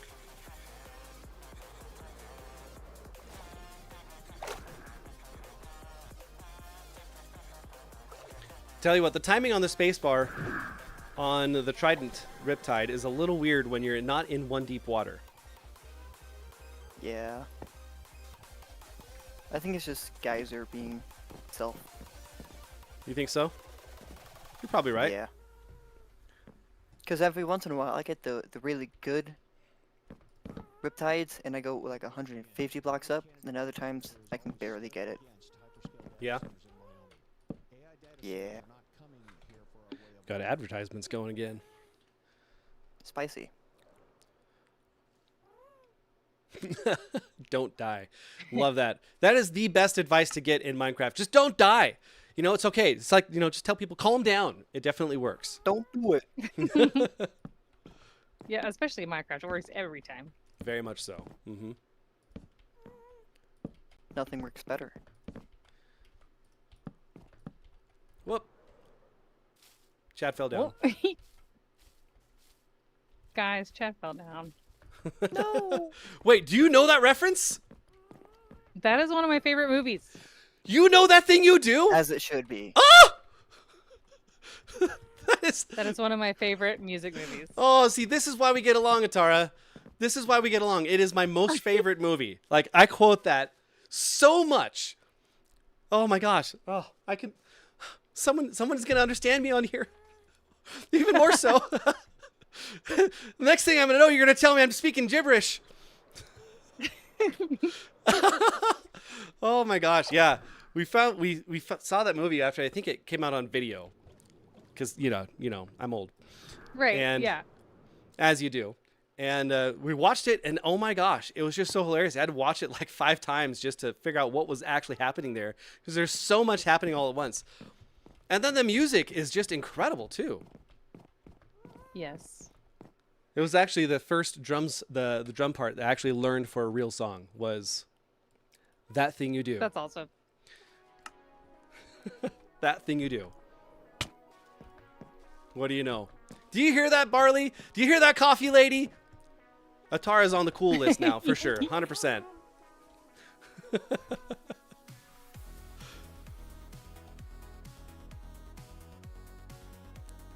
Shades!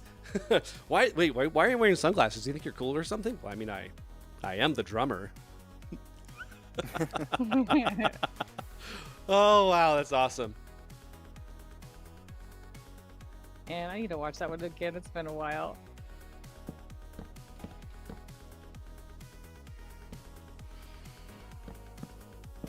All right, Cake, I think it's time for you to sleep, guy. Yeah, I'm gonna go sleep. Yep, your turn. Barley says... There's one down by the campfire. Bartley says, did you ring? Yes, I did. Dude, so I made a reference, and then Atara made another reference, and you'll never guess the movie that was referenced.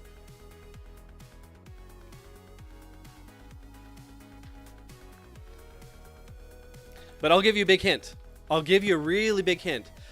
Because we can be happy, can't you see?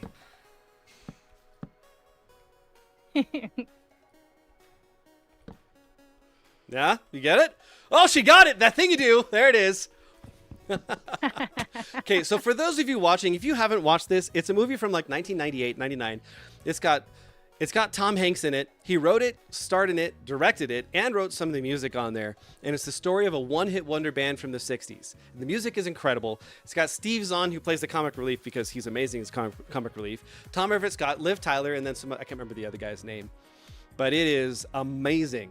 You're going to want to turn it up because the music thumps. That makes you want to go. That's right. Yeah, it's fun.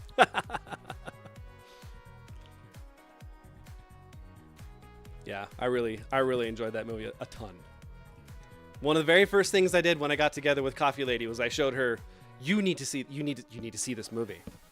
Yep, it's one of the ones on the list. Yep. Tell me your husband thinks the same thing. I don't remember if he's seen it or not. It's one that I still need to watch with him. Well, ideas, date night, it's happening. Yep. Yep, that may need to be my Friday movie tomorrow. I'll have to go look for it. That is so cool. Oh yeah, when we first got together, Coffee Lady was raised in a let's say just a different family that didn't really value watching movies and quoting them all the time. And I showed her the error of her family's ways. But no, we started watching all the classics. She had never seen Star Wars. She knew what Star Trek: The Next Generation was, so she got a little credit for that. But she didn't know a lot of the good classic stuff. So we started watching the things. Went through all the Indiana Jones series. I'm showing her all the stuff from the 80s and 90s that I'm just like, you have to know this. And she's like, I didn't even know this stuff existed. Right. And now it's to the point of where she actually wants to watch that stuff like on her own. Like we had our second round of kids with Samuel and Daniel, and they're 10 and 6 now. So they're like actually wanting to watch stuff. And so she's going back through the classics and starting to show them all the things. Like, I'm so happy. Yeah, I realized the other day, a few weeks ago, I think it was, maybe a little bit longer, maybe even like a month or so ago, we realized that I think it's Tubi or something has all of the old Transformer cartoons. Oh, wow. And G.I. Joe cartoons. And knowing is half the battle. Right, all the stuff that I grew up watching. The stuff that I woke up to at 6 o'clock in the morning because my brother was watching it. Oh my gosh, yeah. There's one cartoon I've been looking for a while that I haven't found. It was on in right around the year 99, 2000. It was called Botsmaster. Oh, I don't think I know that one. Anyone in chat remember that? Botsmaster? The theme song for it was kind of had the... How did it go? It was literally just a person saying Botsmaster over and over again, and I thought it was the coolest thing. It was just Botsmaster, Botsmaster, Botsmaster, Botsmaster, and it went super hard on the song the whole time, and it was like a mecha show before mecha shows were a thing in the States anyway. It was only out for like one season. It was on around the same time as James Bond Jr. Oh my goodness. James Bond Jr. and IQ. Yep. Mm-hmm. Oh, you're taking me back to my childhood now. Back when Spider-Man and X-Men were on, you got radioactive Spider-Man. Yeah. And then you get the X-Men music with that killer guitar lead. Oh, you hear that sound? I was so happy when like the first movie used part of that. I was like, yes. Yeah, yeah. It was what was that?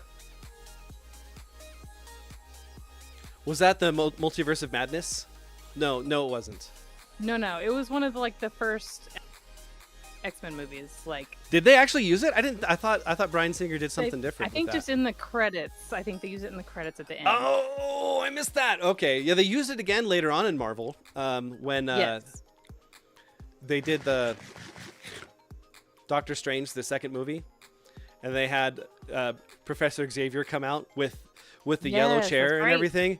And then he pulls out and you hear in the background just with the strings, do do do do do do do, Yes, and then so it just good. phase off. So cool.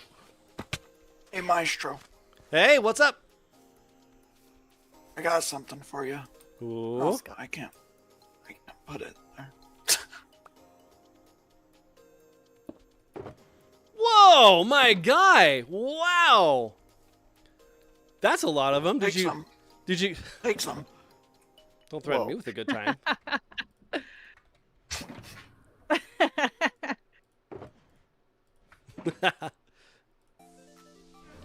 Nice. Thank you, Tim. Appreciate you. Mm-hmm. Oh wow. Okay, let's take a look, and then it's Mikey time because it's Oh. we've been going for a little bit more than an hour and a half. That's usually when we try to get the dog involved here. Oh. Oh. Oh, I'm liking that shape. I'm liking that shape a lot. Maybe one more? Maybe one more branch? I don't know. What do you think, Atara? Tim swooping in to save the day with all the death protection going on here. Yes. Yeah, maybe like another one up high on that highest branch there. Maybe one that kind of is off Go- more to the. I don't know. Hold on a second. Maybe it just needs to branch off from over here where I am. Ha! Branch off. I see what you did there. I'm picking up what you're laying down.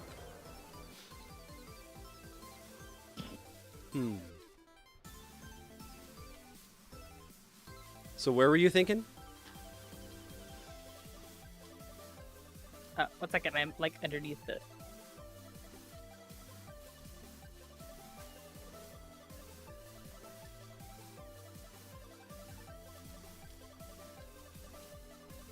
Like right here, maybe? Like- Start from like right here.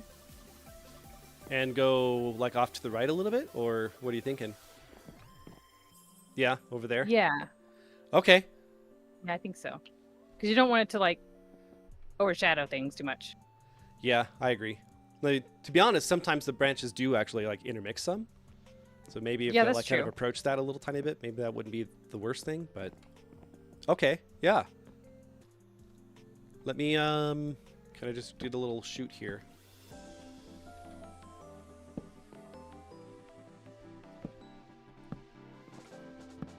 Yeah. We'll just start that. Okay.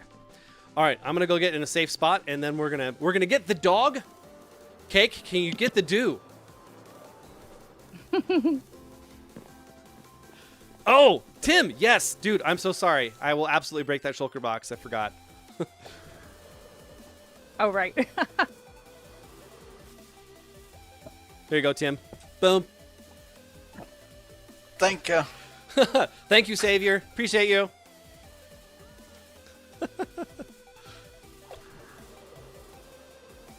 All right, let's go establish ourselves in the lean-to over here. Okay. The dog got off the bed. I don't know where he ran off to, but he's off the bed somewhere. Let's switch scenes and we'll get him. We'll come back.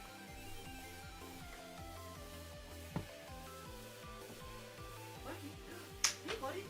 Come here. How you doing, huh? Can you come on screen with me? Yeah? Love you. Hey, Cake. Fine. Thank you, Cake. Come on, come on. Come on.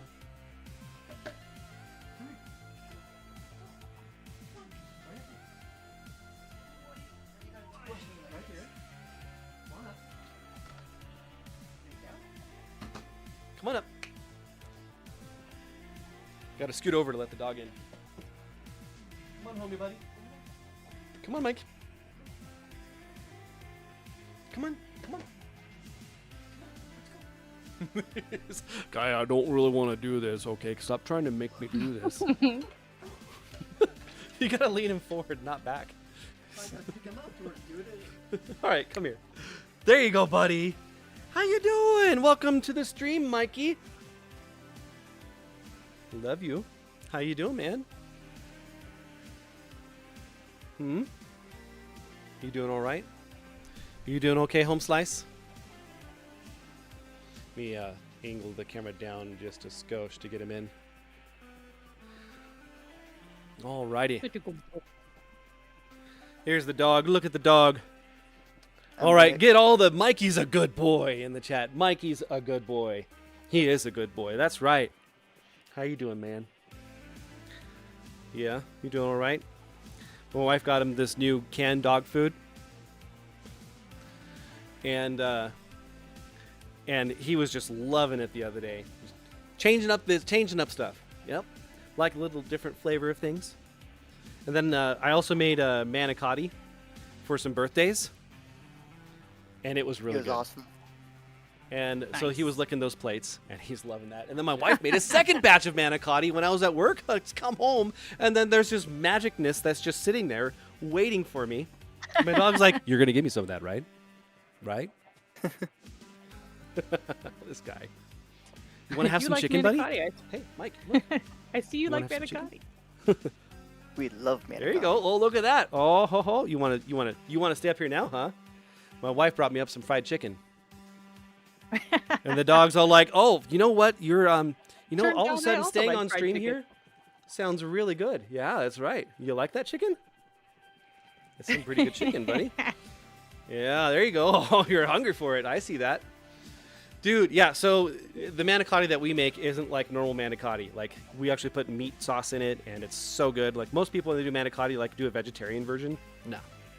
Nah. Okay, it's a little It hot, needs buddy. meat. You're going to be okay? There you go. Very good. Yeah, so we add a bunch of extra basil and oregano in there as well. My wife made it, and she put in some spinach in there as well. I'm not sure I'm a fan of the cooked spinach. You know, Popeye says, you gotta eat your spinach. But yeah, cooked spinach, maybe not the best thing. Fresh spinach, oh yeah, that's where it's at all the way. Okay, dude, you gotta chill. Wait, She's like, but there you go. Good boy. chicken. Where Good do you job thought I waiting. got that from? Good job waiting. Good job. Hey, Where's my up. share? Hey, up. Right here. There you go. There you go. Yeah. He's a good boy. He's so awesome. Tim, thanks for hanging out, dude. Appreciate you being here.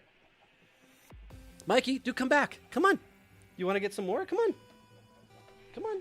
Come on up. You got to get up here. You got to do it on your own volition. Come on. Volare. Volition. Come on. Get up. Come on, Mikey. I can't snap anymore. My hands are all dirty.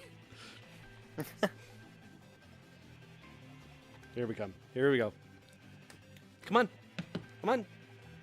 Come on. You want a bite? Come here. You want the chicken? You want the chicken. I know you do. Come on, buddy. Come here. Loves the chicken. Come on, buddy. He doesn't want to get back on stream, guys. Come here. Come on. Here. Do a little bite. Okay, now come on. Come here. Come here, buddy. Come on. The struggle is real. The struggle is real. Tim, you have a wonderful night. Thanks for hanging out with us, man. Thank you for the death protection. It's amazing. It is awesome goodness. All right. You know what? Maybe we can use this as an allegory. We're doing it right now. It's happening, guys. It's happening. So just like how Mikey is hiding from me, even though I have this amazing gift that I want to give him right here of the fried chicken, he's terrified of getting up. Well, Atara knows where I'm going with this. Even though I have this amazing gift for him, this amazing fried chicken that my wife made, I'm offering this gift. All he has to do is just come over to me. That's all he's got to do, and he'll get this. He'll get the awesome, amazing treat. That's all you got to do, Mikey. Come here.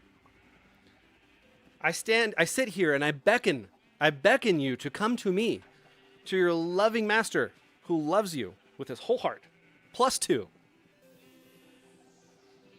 You want to have a little bite? There's a little taste of it.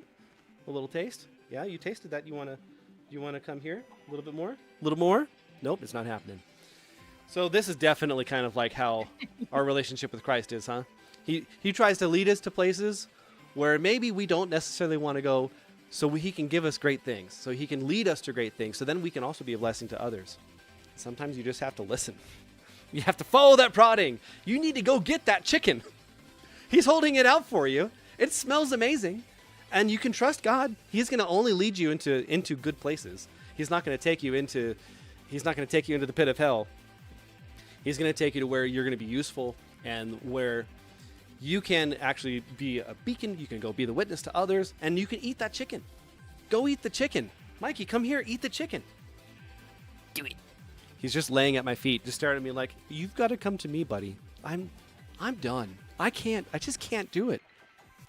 You know, what's really cool about Jesus is that he recognizes also where our limit is. And he won't push us beyond our limit. He knows what we're capable of. And so whenever there is something that is going to be beyond our limit, he'll augment us. You guys ever hear of the footprints story? And I know this isn't from the Bible, but it's definitely within the character of God. So there's this image. I'll bet you I can find it. Give me a second. There's this image that shows footprints in the sand, where there's two sets of footprints. And then there's one set of footprints. Footprints in the sand. Images. Boom. Okay, let me switch the scene so you guys can see this here real quick. So, you guys have seen this? You've seen this photo here? It's an amazing photo, right? It talks about how it is that whenever things really get difficult and it's beyond our ability, sometimes we feel like God's not there with us. But truly, he's the one that's lifted us up and is carrying us through the valley, through the area where we don't have our own sure footing and we need him, through the area where we've run out of all of our gas, all of our own energy, and we need him. We need him, and he knows it. So he'll be the one that will lift us up in the sand and carry us. We just need to remember, he's the one that's doing the heavy lifting on that. It's not us at that point. We're just enjoying the view. We're along for the ride. I think that's really cool. I love that God does that for us. There's plenty of times where he's done that for me, where he's me and my family in general, where he's just given us the strength just to get through whatever is needed. Like the last couple months when Cake was in the hospital, or a while back, my wife was having some heart issues, and so we ended up going to the ER to try to figure things out, and that was terrifying. This was I want to say it was about a year and a half ago, something like that. I actually ended a stream to go be with her because she was not feeling well. And we ended up going to the ER, running a bunch of tests. We couldn't figure anything out, but she had this pressure that was on her chest the whole time. And it was scary. But, you know, he brought people into our lives to augment us and made finances happen in order to pay for all those tests and everything that was happening, too. It was really good. It was really good. And then they were really cool, my family, and they brought me Mountain Dew. See that? Call that segue right there? Comfort. Jesus comforts us. Mountain Dew comforts me. All right, take your favorite carbonated drink right now that is of the citric acid variety. Yes, it is. Mountain Dew, it's time. It's time to celebrate the goodness that you bring into my life at all times. When God's carrying me, you know, he hands me a nice cold Mountain Dew and says, here, you should drink this. It'll make you feel better. And boy, does it.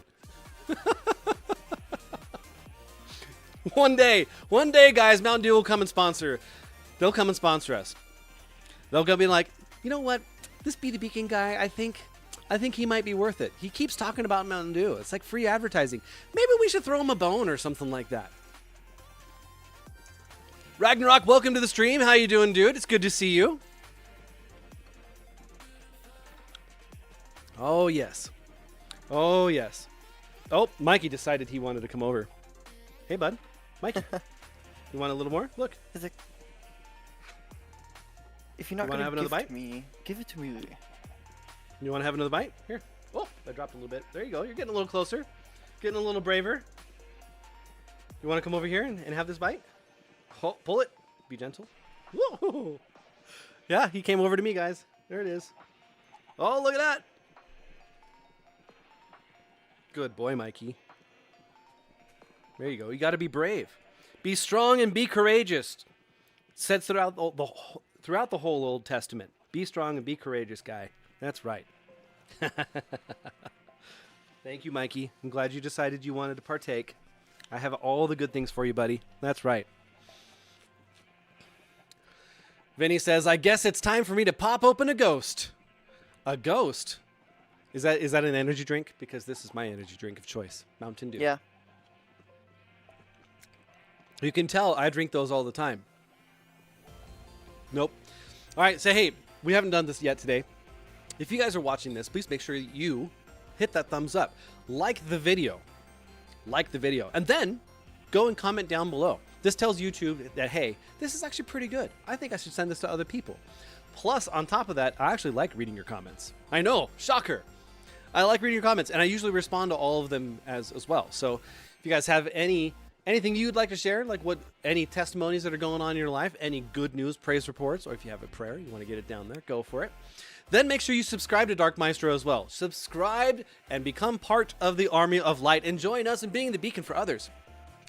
And then make sure you ding that bell so you get all the notifications. So that way, you'll get the notification that I sent out last night that I was going to stream today on a Thursday, which I normally don't do.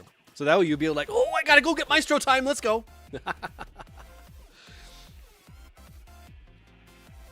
And if you guys want to play Minecraft with us, make sure you check the description. Click the little down arrow and go into that description.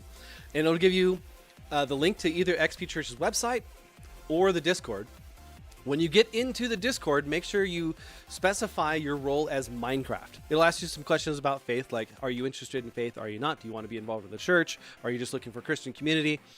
After that, then you can specify which games that you prefer to play. You know, World of Warcraft, Guild Wars, Marvel Rivals, like all these different things. And Minecraft is one of those. So when you select Minecraft, it'll open up all the other chats in the Discord there. And one of them is the join server channel and then the whitelist channel. Look through the join server channel and follow the instructions for either Bedrock or Java, depending on your console that you're on. And then submit your name to get whitelisted. And you'll join. It's free to join. There's no limits on that. Just got to join the Discord so that way we can track the whitelisting.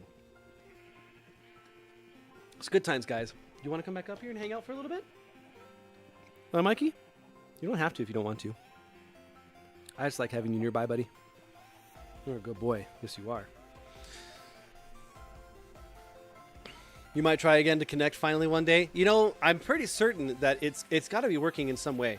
So there's another one, Magic and Twilight. She plays on Bedrock, and I'm fairly certain she plays console. I'm not 100% on that. Atara, maybe you might know, or Blue.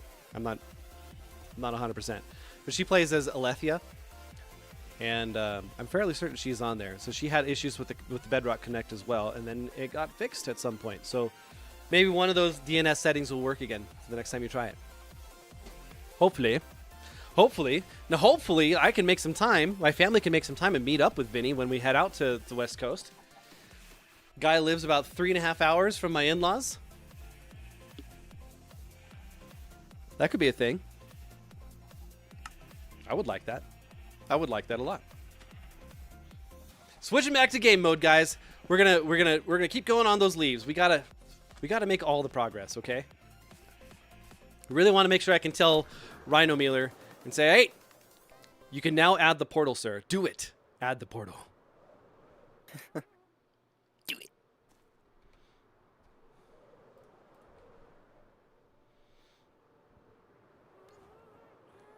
Is there a... Did you say there was a bed here? Yep. Yep, by Campfire. the campfire. Ah. Oh, right. I was thinking it was just a chair. I remember looking at it like, oh, you used a bed as like a sofa. That's kind of cool. I really like that. Where's the bed? I need a bed to sleep in. Standing on it, jumping. This guy. This guy. So I was looking at the maps when we were when we were coming back from looking at Quiz's base, and Yeah. I think the 2x4s will work okay. But I'm Yeah, I definitely think so. thinking we're gonna need to have like some gap maps, or like skip 1,000 blocks or something like that. Because like Phoenix was Possibly. talking in the chat that he's like 3,000 blocks away in one direction and 2,000 in another almost. Right. Yeah. So I don't know Well, if you we can, want to have like, maybe we can have 1, 2, skip a few. Oh, now you're at 3,000. I was saying, like, you could have maps on the walls, like, saying they're this way, just a whole lot that way. And the ones on Yeah, the maybe, floor are, like, yeah. within 1,000 block radius. Something like that, yeah. Got some options for certain. Come on, I can get the camera right. Let's go. And No. it's a rather large space too, so I think it'll Yeah. be okay. We'll figure it out. Yep. Yeah, we will. Yeah, I haven't gone through to really try to make a lot of maps in a long time. It's been a couple of years. And I wonder if maybe it's actually easier in Java. Like, a lot of things are actually easier in Java. Right. It's Yeah. weird. There's some things where it's just not quite as good, but, you know, most things I'd say there's a lot more advantages in Java. Right, I gotta do this. Come on. Come on, Ghastly. Poke him.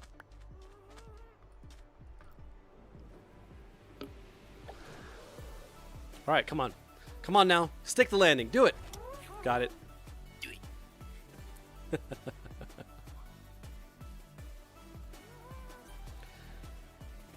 Matt says, just doing things, getting ready for bed. Yep. Yep. You recovering from the humidity today out in Mississippi? Had another person that was on the stream earlier talking about how it is that they were in Louisiana and the real heat was 111 degrees. Dang. Yep. That's just icky. I don't. That's big boy heat. Is that what they call that? I thought they called that torture, but you know, maybe that's just me.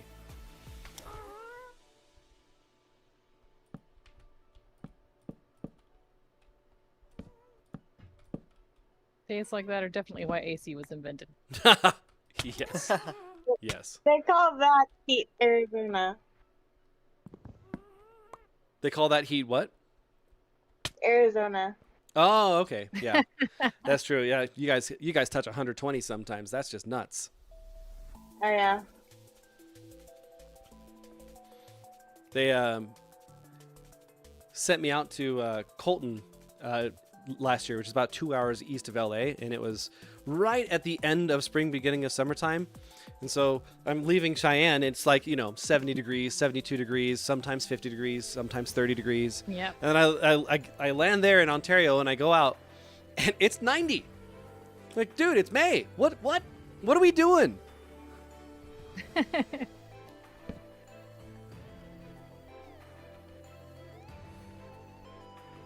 Yeah.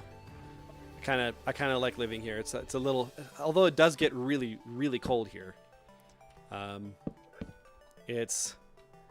think it's a lot more bearable than the insane heat. You can always put on more layers. Yep. You turn on a heater, make a fire. We heard all the blizzard stories when we were visiting friends there last year.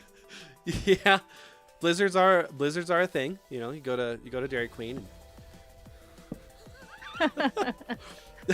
No, there was okay. So the storms here are a little nuts. They're not quite like Buffalo, New York, or you know where you get the lake effect snow, but Right. Yeah. for me, you know, where I came from the valley, I'm a city boy. It's nuts. So my very first year in 2006, we moved here in August, and it snowed on like the third Friday of December, like 20 inches in one day. And so I drove a Honda Civic. Yep. No longer. I drove. I drive an 81 Honda. How dare you?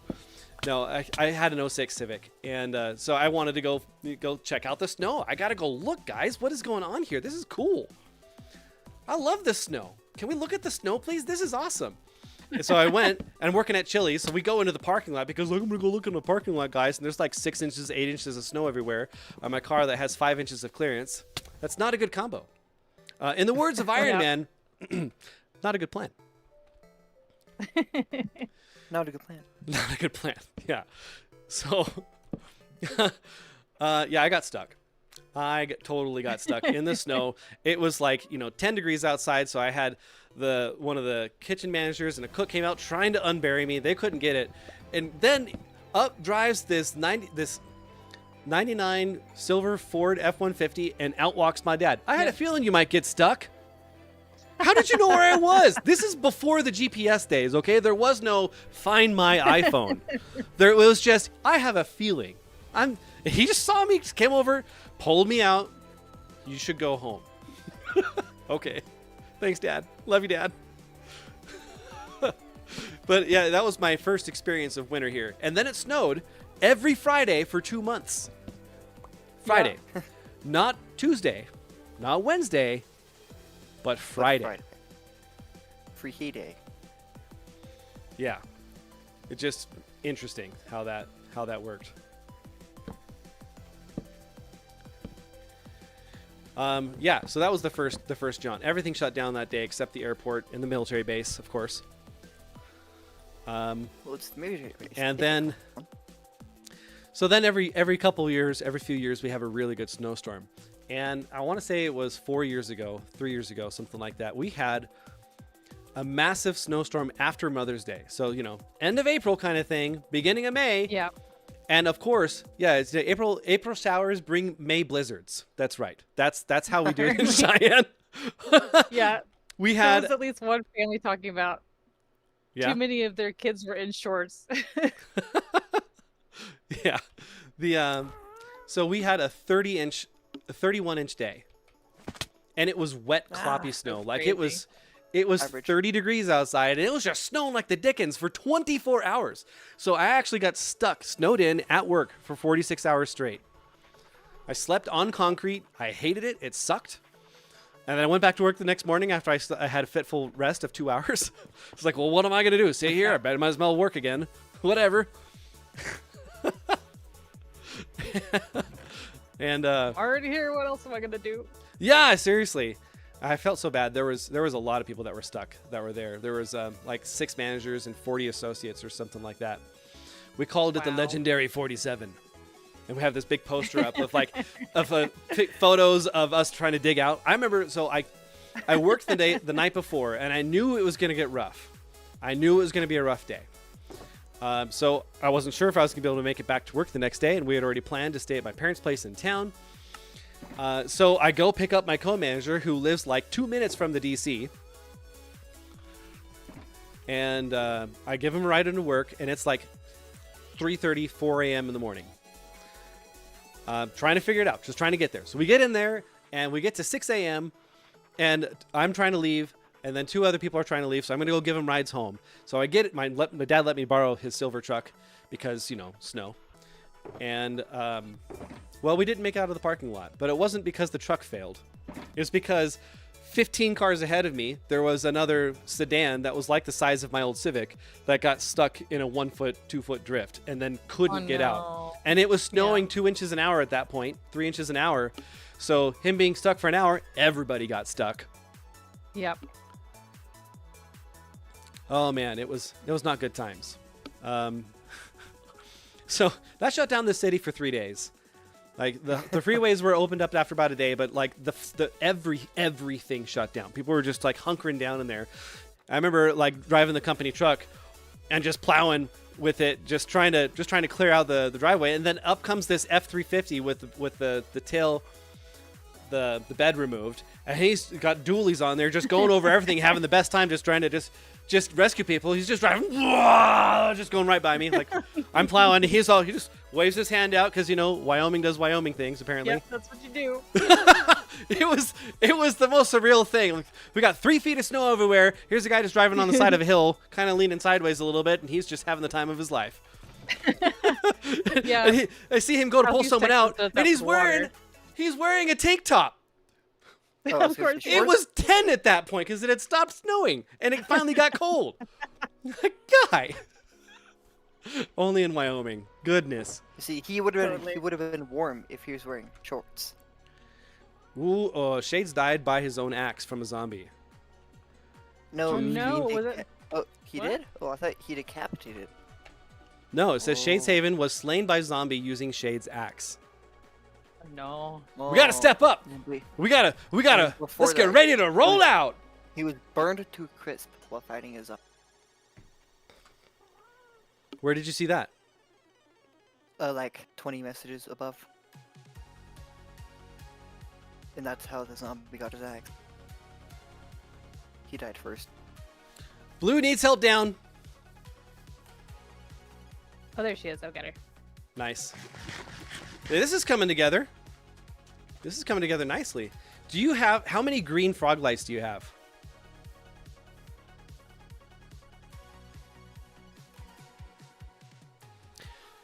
Callie says in the I stream. don't know. I think I have at least a stack. Yeah. Okay. Maybe we could use that to light up the insides of the branches, kind of make it glow. A lot more than me. Callie says it somehow got inside our house. We were ambushed. Do you need help, Callie? Do you want us to come over? Because I have rockets and I have a sword. This is the 3rd trident guy I've found. I'm sorry, 4th. I thought This they is were so supposed cool. to be rare. This is turning out to be really good. I'm liking this a lot, guys. Nope, he did. Okay, sweet, awesome. Yay. Nice. I love that.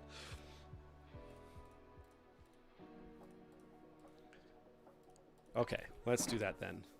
And then we should probably sleep again. I almost just plopped down my No. bed. And then I remembered, there's a sofa over here. Sure thing, Callie. It's kind of fun to go over and go be the savior for a moment.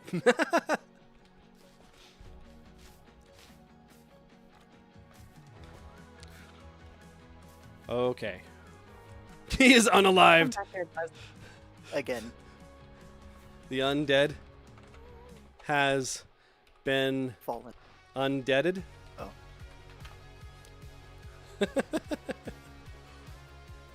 Alright, let's do this. And take our lead. Alright, my guy. Redid You're it. flying away and I don't like it. He's on his own adventure. Got him. Got him.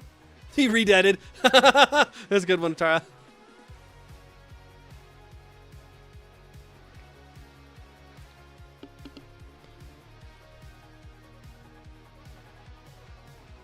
Starting to look more like a tree. Yeah, it is. Especially at night, looking up like that, kind of having the glow come from underneath. That's really Yeah. cool. That's really cool. Let's go like...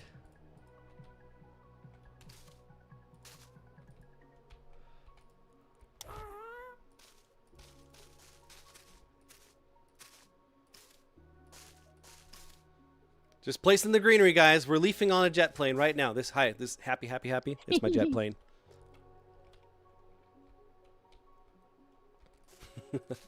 Anything cool happened in your life, Atara? This last week? This week's been pretty tame, I think. Yeah. Sometimes tame weeks are the best weeks. Yeah, sometimes they're the best. Because a couple weeks before was less tame, so. Oh yeah. Yeah, we were dealing with a lot of traveling around and stuff on the weekends for like 2 weeks. So it was fun while we were there, but it's so exhausting sometimes. So Yeah. I feel that. Mm-hmm. so we're back to sort of normal-ish. Nice. Normalish is good. So how long have you and your husband been together?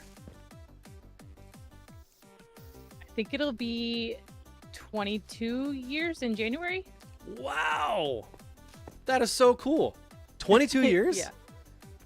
Yeah. I think so. I'll have to do the math again.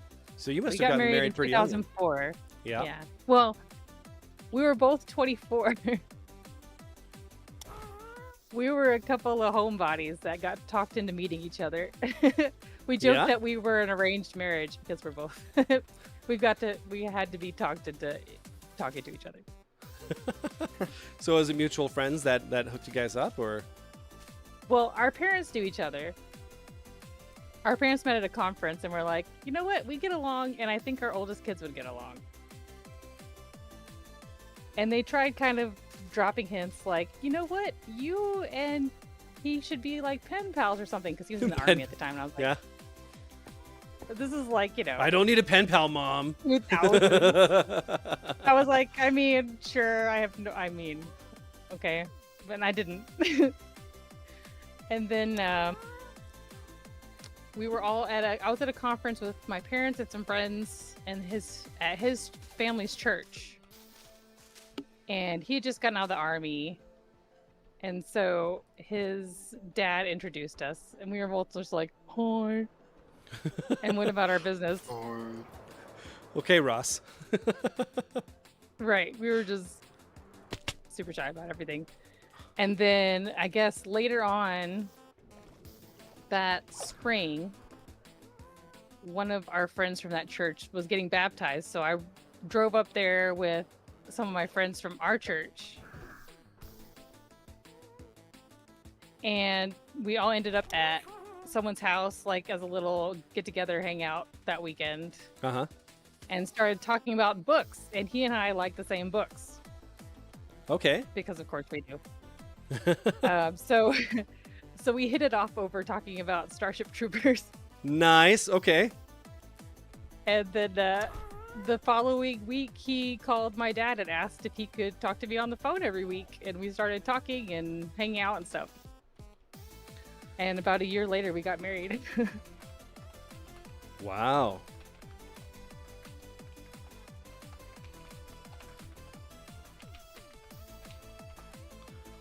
Blue is taking off for the night. Blue, you have a wonderful night. You're awesome. We'll see you around. Goodbye. Good night.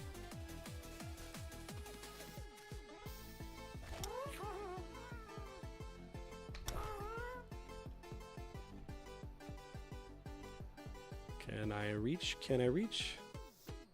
No. I cannot. So you guys dated for 1 year? Yeah. Nice. We ended up, he was in school, so we got to see each other every few weeks or so. Mm-hmm. And I'm from a little tiny town, and he was in a big town. So one of our big dates with his parents coming along with us, we went to the giant library in his town. It was very country mouse, city mouse. It was the biggest library I'd ever been in my whole life. You start singing that song? I'm just a No. small town girl. Living in a lonely also a world. really great burger place there that has since gone away. But that was our first like real date. It was at that burger place. So That's cool. That's really cool. That's really neat. Yeah, my coffee ladies want me to tell our story now. nice. It's a little bit longer of a story, but A bit. so we're from Oregon, and when I was 21, I became a manager for a restaurant called Sherry's. It was a 24-hour restaurant that primarily did breakfast, a lot like Denny's or IHOP.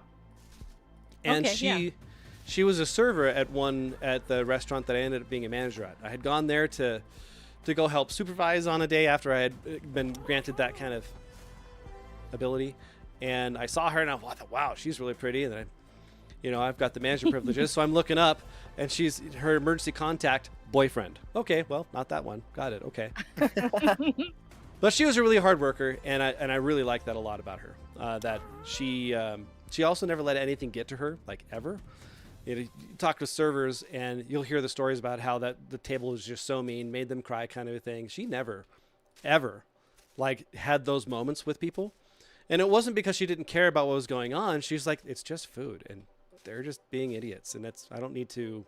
I don't need to. Great. It was really cool. She just let it just roll off her back, and she was amazing. She came in whenever we needed help, and she was always made a lot of money, and she took good care of her people. But I didn't think anything of it because she was taken. So I eventually become a manager at that store, and we're changing the world, fixing all the standards and things, making it the way that it's supposed to be. And I find out that after about a year of me being there or so, that she had become a Christian. Like a month or two before, her best friend had been a Christian for a long time, and it kind of been that example, more or less, of what it means to be a Christian. And so she got curious and started reading the book of Matthew. And she just fell in love with Jesus reading the Gospel of Matthew. It was the coolest thing. And so she wanted to start talking about stuff because she knew that I was a Christian. And so we just started talking about things. I found out she was really into classical music, more specifically Phantom of the Opera. Was her favorite musical. Yeah. And I love that music too, from Andrew Lloyd Webber. Oh, so good. So good. So we kind of knew who each other were. We worked with each other for about a year, and then my GM comes over to me. Her name was Frances, and she says, "Hey, Pete. So I was just thinking, you and Janet, you guys make a really good team, don't you?" And I said, yeah, Francis, we really work well together, don't we? She goes, no, that's not what I mean. I said, what? Come on, Francis. She goes, oh, what? You've never thought about it? I said, well, of course I have. But like, no, she's taken. She goes, no, she's not. I know. Not anymore. And that just besides, I said, well, what do you expect me to do about that? She goes, oh, come on, you're going to get promoted or transfer away here soon enough anyway. Like, whatever. Just be thinking about it. Just think about it. I think you guys are really cute together. And I think that you would make an excellent couple. Okay, Francis. So then a month later, Francis goes. Knew what she was talking about. She really did. She was a Christian, and she knew that I needed a good Christian woman in my life that was not nuts. Because apparently I was attracted to nuts. Oh no. Coffee Lady was not that. So a month later, she's out on the floor and she says the same thing to Coffee Lady, saying, you know what, you and Pete, you guys make a really good team. Yeah, we really do work well together, don't we? No, that's not what I mean. And so she gets really red in the face and she goes, Francis, you're a genius. So she runs back to the office where I'm counting down the register. And she goes, Pete, guess what? She said this. I'm like, well, great, Francis. What do you want me to do about it? I'm still her boss. She goes, oh, just think about it, I'm sure something will happen. So a couple months go by and I end up texting her to come in to cover on a shift. This is back when cell phones were new. I know. Texting. New. Texting was new, okay? Like your boss texting you was like, oh man, that person is with it. Watch out. And if they can text fast, then they're really got. Oh yeah, especially on the 9-digit keypad. Oh yeah, with the auto The text. 1, 2, 3-digit keypad. Real skills. Mad skills right there. I had my flip phone. I was ready to go. Let's go. Going beep beep it out, beep boo. Yeah. Wham bam bippity bow. So I texted her to come into work, and so I got her number on my phone that way, and she got my number. So after a while, another month or so, I had a couple failed relationships that my best friend tried hooking me up with his cousin, and that did not go well as she tried to hide the relationship from her dad, who said that she wasn't allowed to date. And so I was basically done. I'm like, I'm not having this dating life. This sucks. I hate this. Whatever. I'll just go do something with Janet or something. Like, she's pretty cool. I like her. Maybe we can just be friends or something. So I invite her to go to a church outing where there's this 80-year-old woman who's talking about her travels across South America, where she was a missionary for the longest time. Just talking about the different things that she's seen. I thought, okay, this is pretty innocuous. It'll be fine. So we go out there and I meet her. I had wrecked my car, so I was borrowing my friend's old Ford Explorer that was beat up with torn up leather seats and everything. I was not prepared.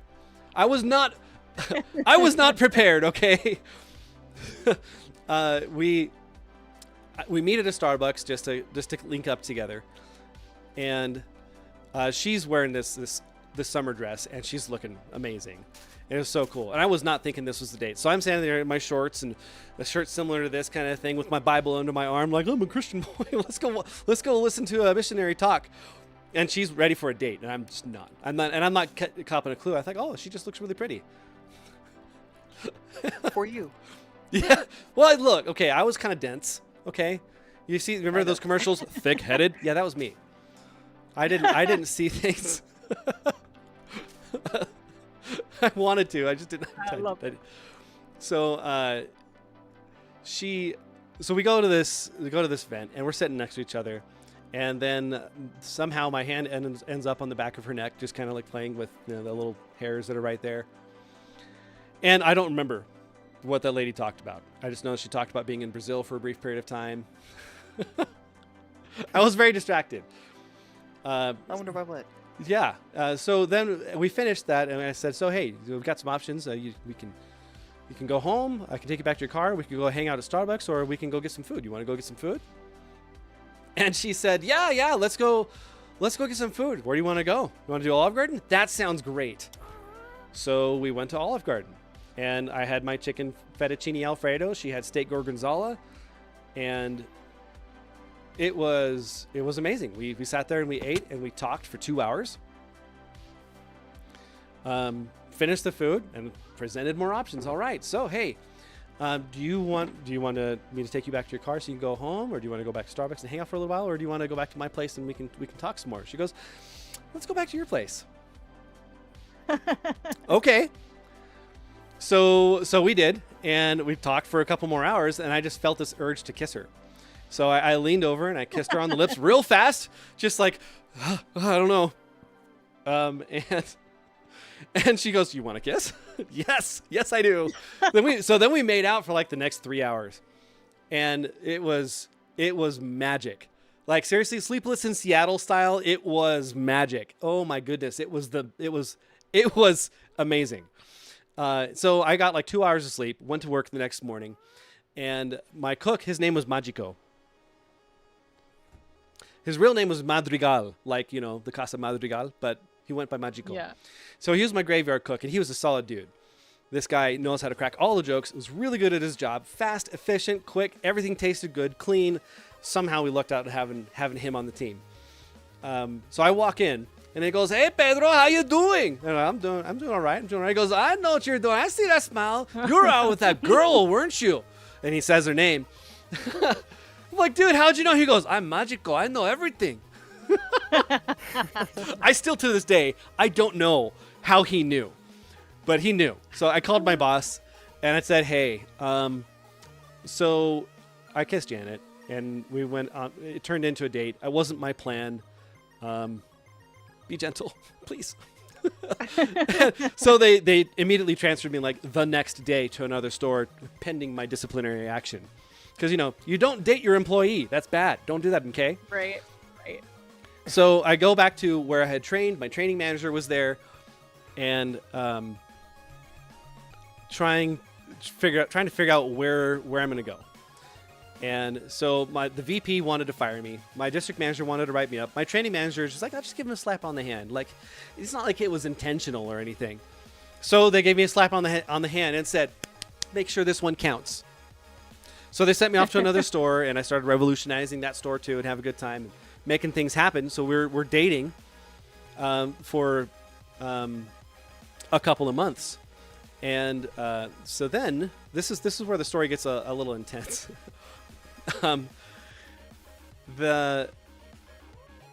My mom calls me, and this is in June. So we had started dating in April, and it was like 2 weeks or 3 weeks before Mother's Day.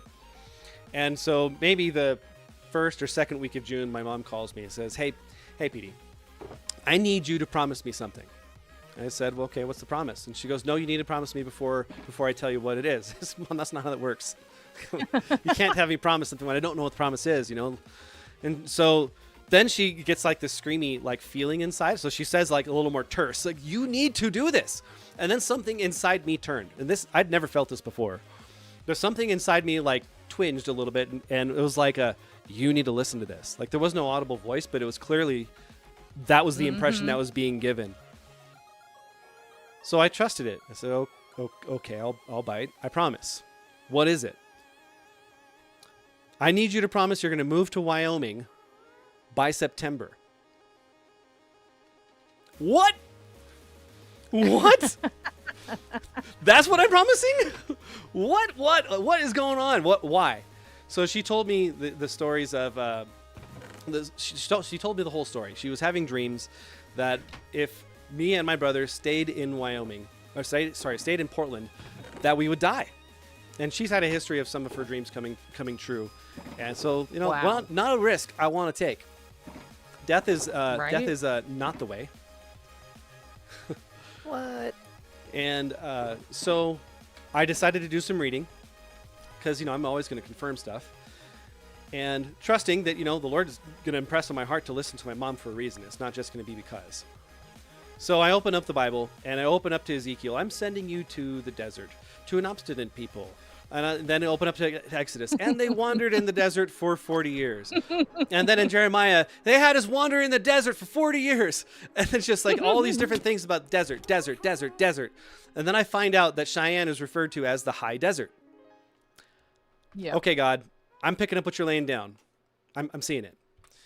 So now I'm terrified. So I had already decided that Coffee Lady was the one that I was going to marry. We were already intimate at that point. And I think this was God putting his finger on that, and making sure that I was going to choose him first. And so I was terrified. So I waited 2 weeks, and I got my best friend with me, and we went out to a place called McMiniman's, and so I could tell her. So I started talking, told her what was going on. I said, I'm going to move to Wyoming, and I want you to come with me. And it was terrifying. So I'm going through the whole story. She's just listening. And so I drop my friend off. He goes home. We come back to my place, and she breaks up with me. She calls me effing nuts. Says, there's no way that God's going to split us up. Don't you feel this? How can you say that God's going to take you away? Like, you're saying that's from God? I don't think so. You're nuts. You're breaking my heart. Why are you leaving me? I said, I'm not leaving you. I want you to come with me. But she wasn't there. She wasn't seeing it. She hadn't gotten any of her signs or anything like that. So she broke up with me. That next morning, I had a review at Sherry's, and my GM tried to give me an unsatisfactory review, the brand new one that I was working for. But my DM came in and was like, I know what you do, Pete. I'm going to go ahead and give you an exceptional raise, and I'm going to give you an actual raise beyond what you were supposed to get this year. So here you go. God's thrown me a bone here. Like, hey, I know you're going through it, man, but I got you still. It's okay. It's going to be okay. I got your thumb. Yeah, seriously.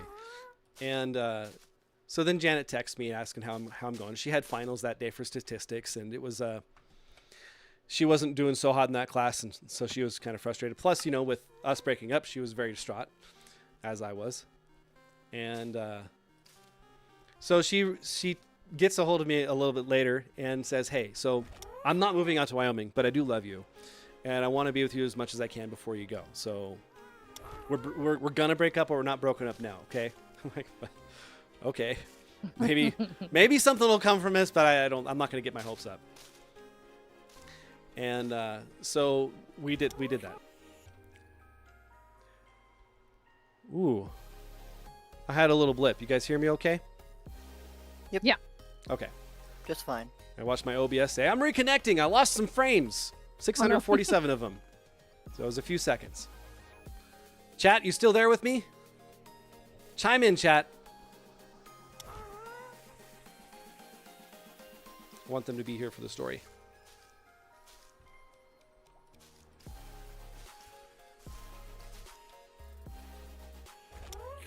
Let me go back. Yeah, they're still here. They're just not commenting. Callie's still with me. Thank you, Callie. Appreciate you. Perfect. So we're hanging out, and I'm just going through the normal things, like I've got to start packing up. My coffee lady saying, I'm back to the future. Thanks, babe. I love you. You're awesome.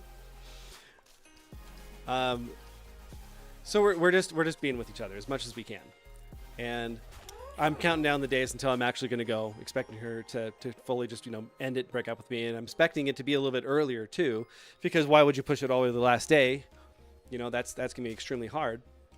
Yeah. So my mom flies out to help me and my brother pack. We both agreed to go, because he got the same passages that I did, oddly enough. Even though we didn't talk, he opened up to the same spots.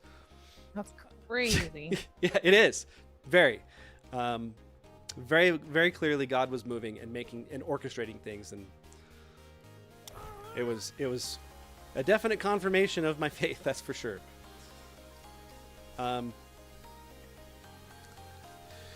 So we're packing, starting to get things going a little bit on my days off whenever I have time, and Coffee Lady calls me up and says, hey, you want to go out to Olive Garden and get some food? And I'm thinking, okay, this is it. It's the place of our first date. She's probably going to break up with me here. And I'm like, okay, so I'm done. You have fun in wherever you're going, where I'm not going. And so I tell my mom that, and she goes, you should just go propose to her. I said, what? She goes, yeah, go get a ring. Get over with, dude. Go get a ring and go propose to her. I'm telling you, I've got a feeling. I said, Mom, she's not coming to Wyoming. It's not happening. Like, she's probably just going to break up with me here. That's what I'm expecting this to be. And she's like, I'm saying, I think you really ought to just do this. Whatever, Mom. Just ignore her. That's not good advice, by the way. Don't ignore your mom. Don't do what I did. Don't do what I did. So I go and I meet Janet at Olive Garden, and we get the food, and we switch to having dessert. We're having gelato. We're just kind of talking, having a good time, and then expecting it. She says, okay. So I've been thinking that I want to try it. I said, try what? She goes, oh, move out to Cheyenne. What? What? You want to try it? She goes, yeah. And I figured, why don't we just go ahead and get engaged while we're at it? I mean, we're Christian. We should probably do that. Like, I drop my spoon and I sit back in the chair. There is no way. I'm just thinking in my head, my mom was right. How did she know this? How did she get this feeling? If I had a ring there and I proposed, that would have been the best thing ever, but I didn't. So I'm asking her, what happened? What changed your mind? You were completely dead set against this. You were like, there's nothing in Wyoming for me. And I'm like, but I'll be out there. And you're like, it's not enough. Okay, well, I guess I'm not enough. That's the truth, I guess. And she says that, everyone at the old restaurant was rooting for us, that they wanted us to have that romantic, that romance story of like, oh, they just went off and they started a new life together, and it'd be so romantic. Oh, he's such a cool dude. Just go. He was such a great manager. Like, you guys would be great together. Oh yeah, just don't do that. And like, they're all super supportive. And normally people, when they hear that story, they're gonna be like, wow, he's nuts. Dodged a bullet on that one. And they're not doing that. They're encouraging it.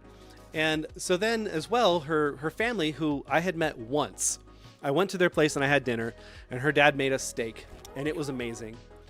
If my in-laws are watching at some point on this in the future, love you guys, you're awesome.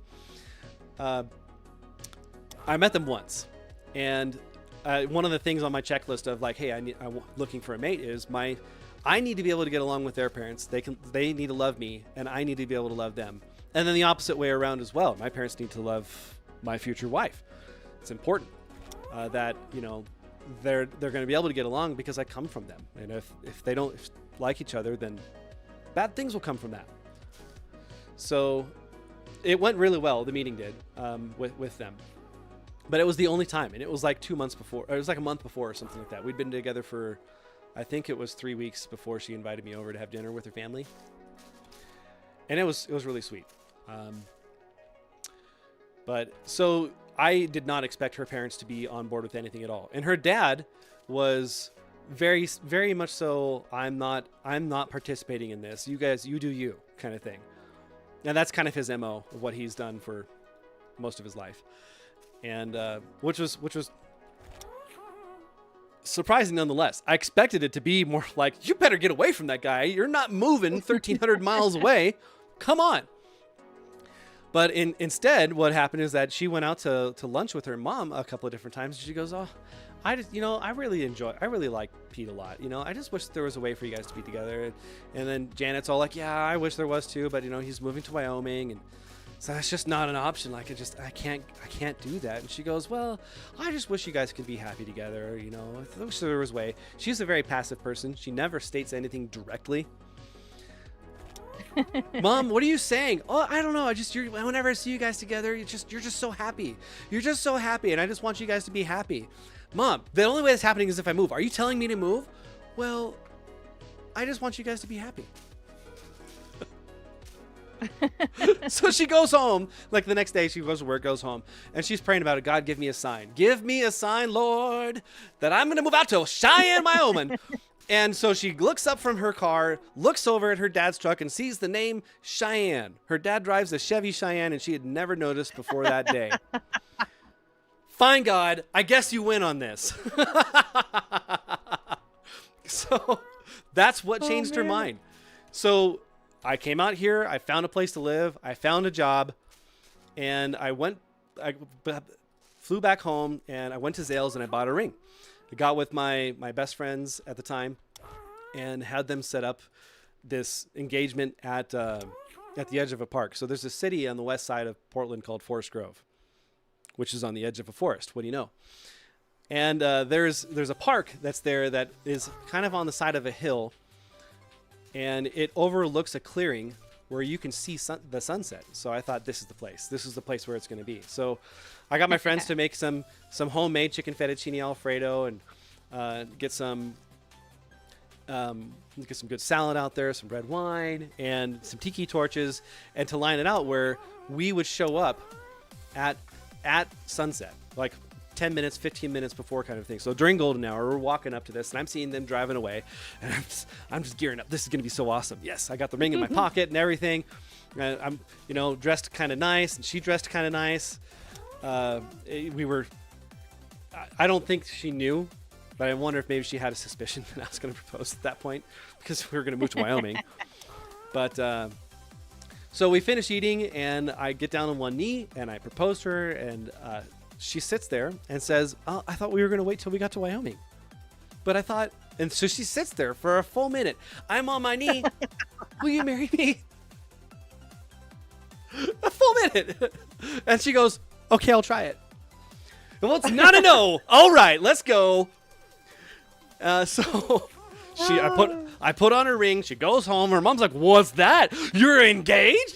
Yeah. So they're super excited kind of thing. We started arranging things to go out to Wyoming, arrange the moving trucks, all the things. We move out here, and I tell her I'm not going to move in with her unless she sets an actual date for us to get married. And so it's not just going to be try it. So she picked September 22nd. We went to the judge and we got married, and that was in 2 months. That'll be 20 years. Awesome. That's our story. It's pretty awesome. I love it, but it's intense. Like, it's not just like, oh, there was a romance and they had a good time. It's like, no, God was very much so involved in this the whole time, guiding it every single step of the way. And that was so cool. That was so cool that it was so obvious to both of us that he had chosen us for one another. Not everybody gets that. Yep. It is a great story. Yep. And I'm trying to I got to get caught up on the chat because I've been a little long-winded.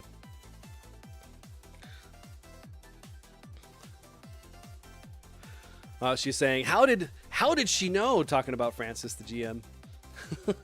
And she's like, "I remember that first date." Yeah, you better remember our first date. And she's like, "I love dresses." That's right. Yeah, you do. Barley says, "He's my son in that area. We never know when people are coming on to us, derp." True. Very naive. And Vinny says, "It's okay. I am still dense about some things. I don't know. Maybe I'm too dense to even realize if I'm dense."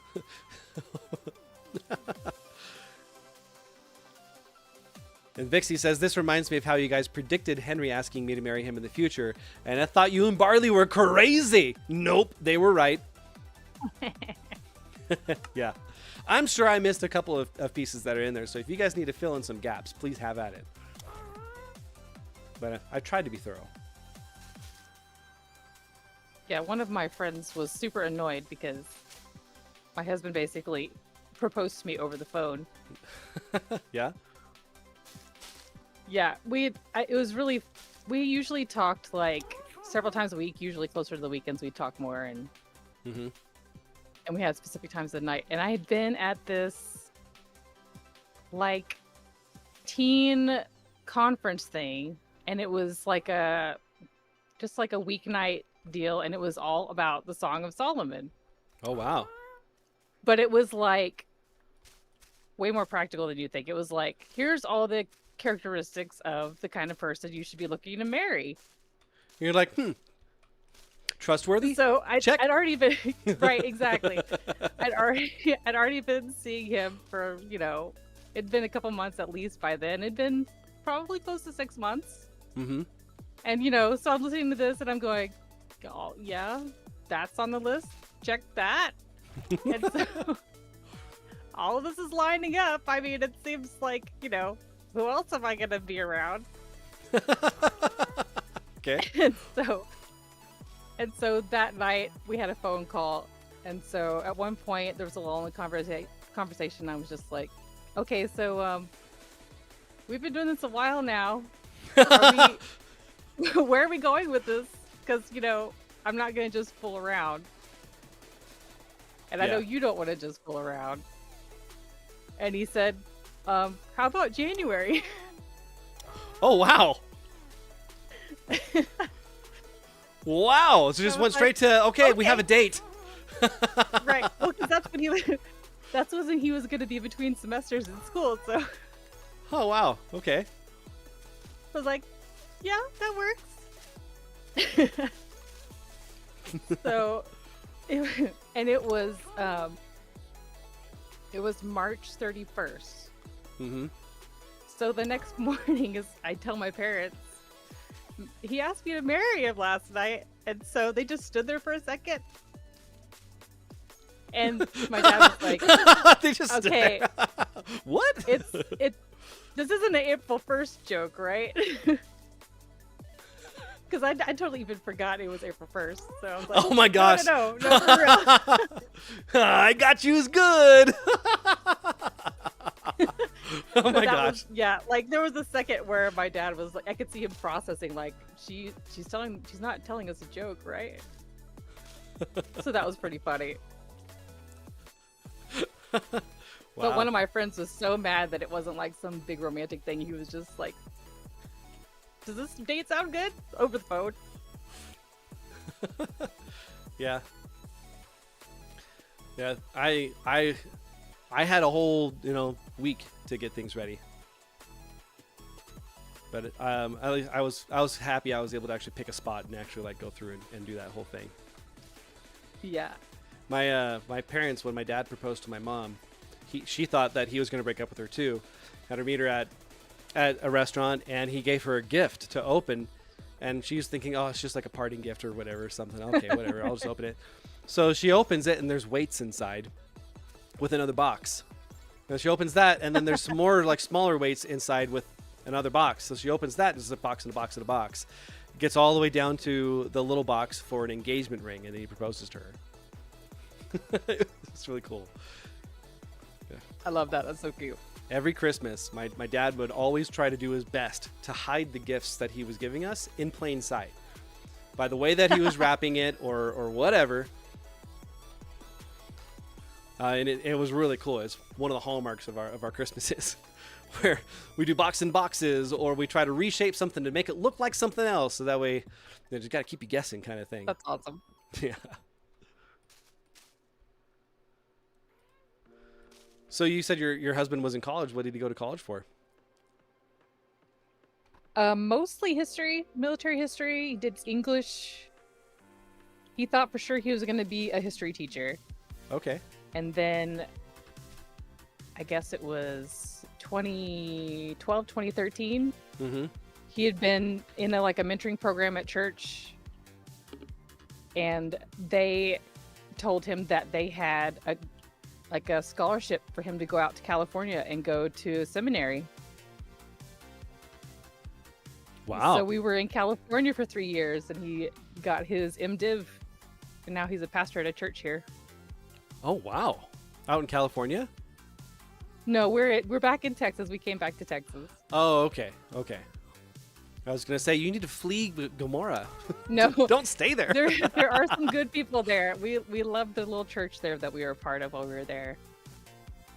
But it's another planet. It really is, yeah. Well, Portland's the same way. Yeah. There's a reason why they call it Portland weird, and they're not exaggerating. Oh, for sure. We ended up back in Texas, and we ended up right in between where our two sets of parents live. So it's only like a 3-hour drive either way, and we get to see them for holidays and everything. So it worked out really good. Cool.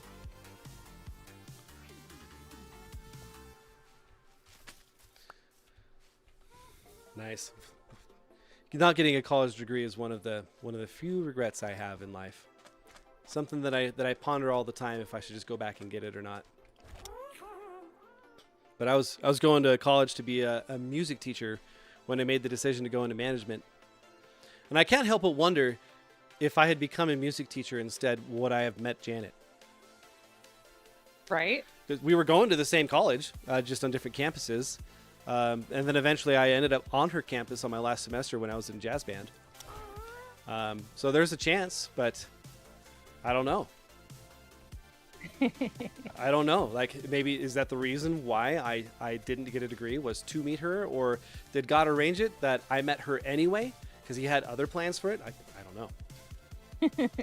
I don't know, but I was thinking at the time, like, teachers in Oregon get paid so little. I can't support a family off that. So music teachers back then, they started at 30 grand, and I made more than that as a server at a breakfast restaurant. Yep. Like, although I love music and I love teaching people, like, it needs to make sense. Like, it can't just, it's not just a passion project. This is going to be my livelihood. Right. And I had a couple of other friends that were teachers as well. And they were really talking about the woes of teaching in the public school system and how it is that it's difficult to be a Christian and do that and be okay. Him back. Yeah. Mm-hmm. So I And decided also, to quit. It's hard to get. Yeah. You were saying It's hard to get like just a plain history teacher job too. Yeah. Like most of the guys that we knew, like my brother-in-law does history, but he also is like most of the sports program for that age group too. So it was like, yeah. so a lot of times you don't just have a history teacher, at least not in like middle school and high school. Yeah, it was the same thing for music, where I came from too, where they were also the math teacher, or they were also the Spanish teacher. Like, it was really rare that they had a music teacher that only taught band or only taught orchestra.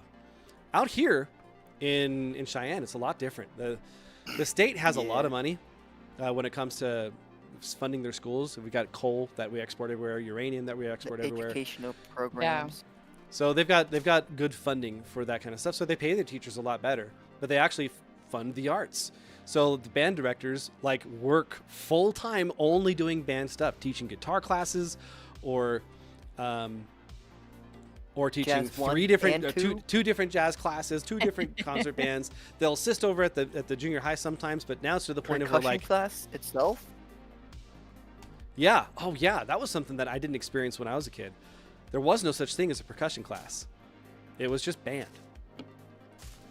And like, we had a good sized school too. It's bigger than the ones that you guys went to out here. It's just a percussion class, really? Oh, okay, cool, whatever.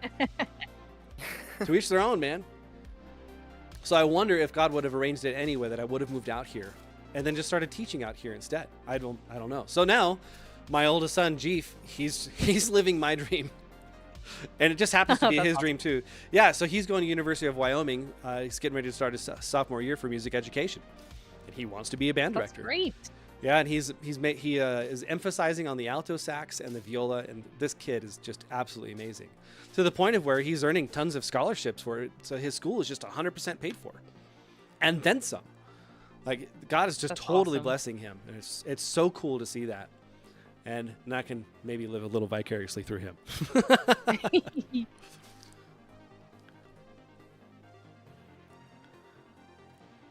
We're making a lot of progress on this. Oh yeah. I'm really looking forward to when we get like the vines and the glow vines on here. Yeah, that's gonna be so awesome. Just trying to thicken the leaves up a little bit. Thickening. 3 C's.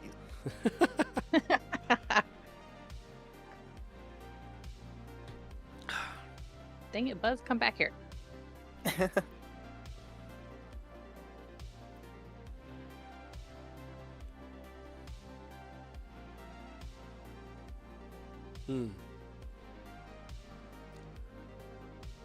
Finally. Got a couple spots we can fill in over here. We used all those flowering azalea leaves pretty quickly, didn't we? Oh yeah. Yeah, we may need to grow a few more of those specifically for that. And we've used almost all the azalea leaves as well, but the flowering ones ran out a while back. I have 22 in my inventory, and that's it. I have 8. I think I still have like part of a stack.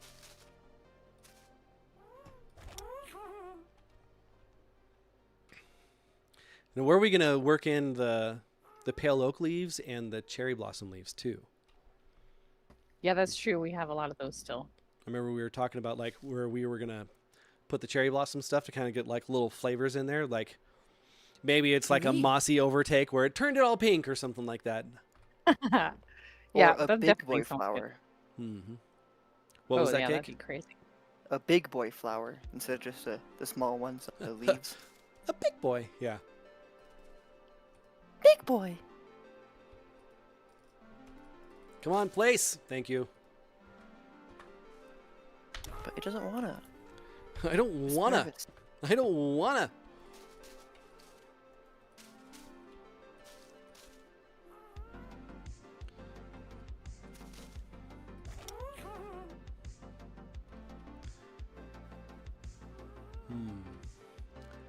Seems like maybe we need to have some more branchiness over here in a couple of spots. I don't know. Maybe now it's like to the point of where we do twigs. You know? Like the smaller, twig thinner twig. branches. Yeah. Just need to add some paint thinner to that. And make sure you roll the brush in that paint and just get those solid lines where you get the twigs. Happy little accidents. And we bring it all back.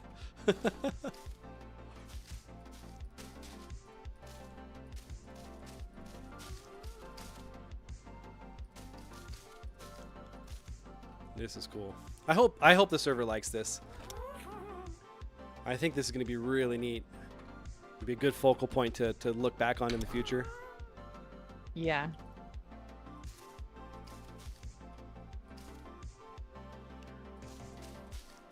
What'd you think about the whole Christmas thing that Blue was talking about? I think that's a super fun idea. I do too. Yeah. When the last streams that I had on Christmas, I like did a gift day where I went and I got a bunch of beacons and I gave them to all my server mates. Or Aw. one of them I give a bunch of fully enhanced tridents on everything.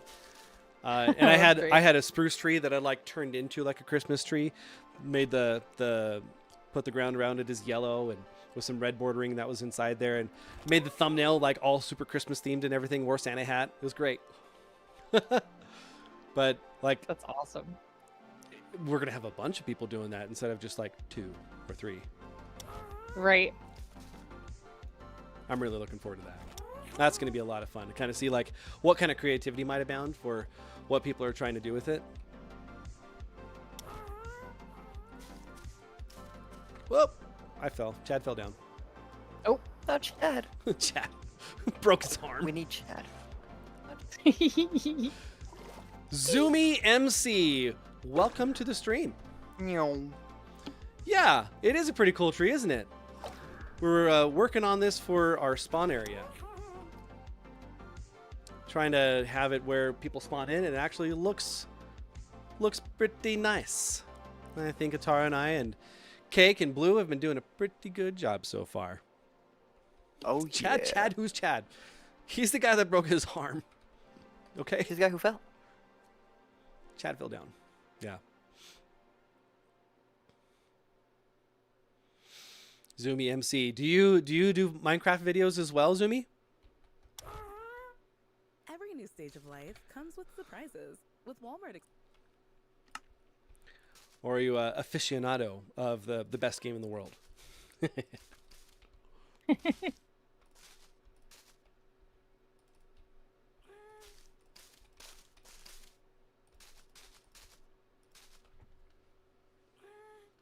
Chad is the dad. Vinny remembers that's Ellie's dad's name. That's right. True. True. It's funny because it's true. Zoomy says, I run faceless channels, not just MC channels. I have loads of channels. This is just my main one. Nice. Nice. Well, this is my one channel. I only have the one.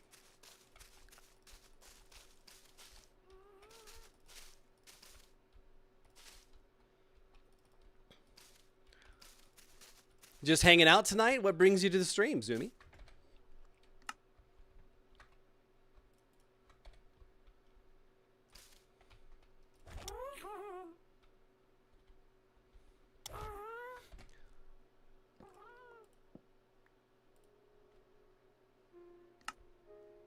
There we go. Gotta drop down the leaves a little bit, otherwise it's just not complete.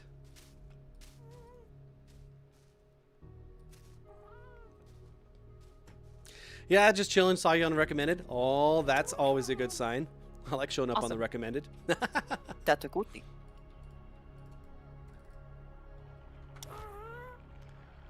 Yep, we're just hanging out, working on the tree, talking about life. I just talked over with LadyAtarah here how it is that I got married to my wife, Coffee Lady.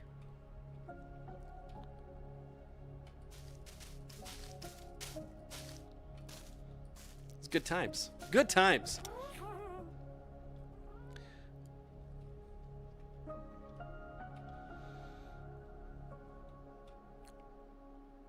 I'm loving this ghast for the most part, except for when it gets stuck in corners, and then it's like, I'm not moving anymore, okay? You just need to figure it out. Nope, I'm done. I'm done. It's just, it's not happening anymore. I'm stuck, okay? Just, you need to give me some space.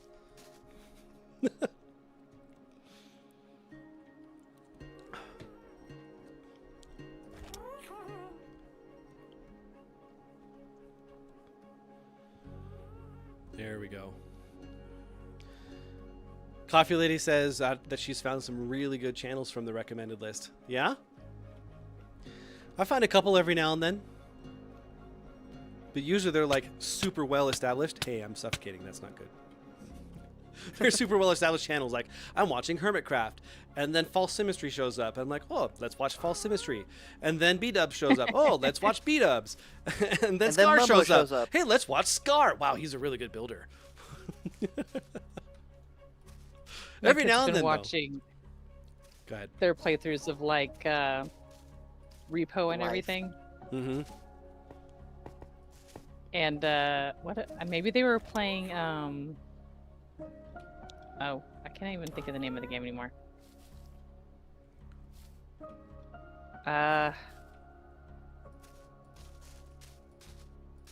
Wow, Say that Among just Us. flew away. Never mind. Among Us. Yes, that's the one. Sus. But the Don't kid, be right. the kids and I were joking that it's when they're playing Among Us, it's always Scar's fault. Yeah, I really like And watching. the same thing when Impulse they were play. playing like Phantasmophobia, it's always Scar's fault. Phasmophobia. Yeah, yeah. Impulse really got into that. Super funny. B-Dubs takes you back, Zumi. Yeah, I've actually just recently started getting into watching B-Dubs. I really got hooked originally on Mumbo Jumbo, and then Grian on season 6 when he joined. And then I was watching Iskal for a long time, and then I got into Impulse as I started really learning all about the Redstone and following Mumbo a little more, and then he went inactive for a year. I had to find a replacement. I'm sorry. And yeah, so those are the ones that I really watched at first, and then recently we found Skiz. Right. And Skiz is just absolutely hilarious. And watching some of the really early videos when they first got started, and he's just trying to help Impulse out. He's the man with the plan, Skizzle man. Like, wow. Okay, this was peak content 10 years ago. Totally. 10 years ago? Do you mean now? No, that was 10 years ago that he made that video, dude. Back when Impulse was first getting started. I think I have figured out how to use the cherry leaves in this situation. That looks so good. The little connectors. Oh, it's like new leaves. Like they're okay. Almost like wisteria kind of. Big boy lead. Did you say listeria? Wisteria. W. I was gonna say, what is it? The tree's disease now? What's No. going on here? W. It's a big blooming vine. Usually purple, not pink, but Yeah. as I started doing it, I realized that that's what it looked like. Like big drapey flowers. Ooh.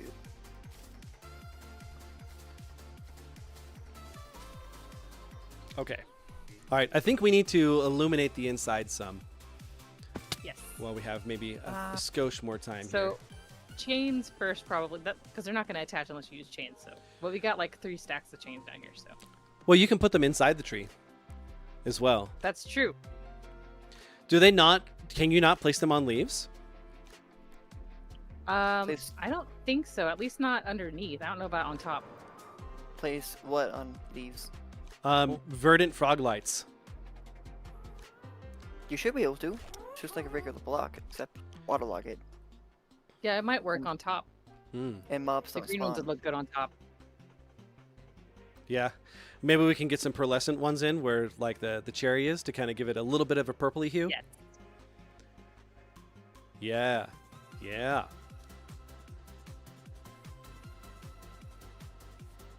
That's a W, right?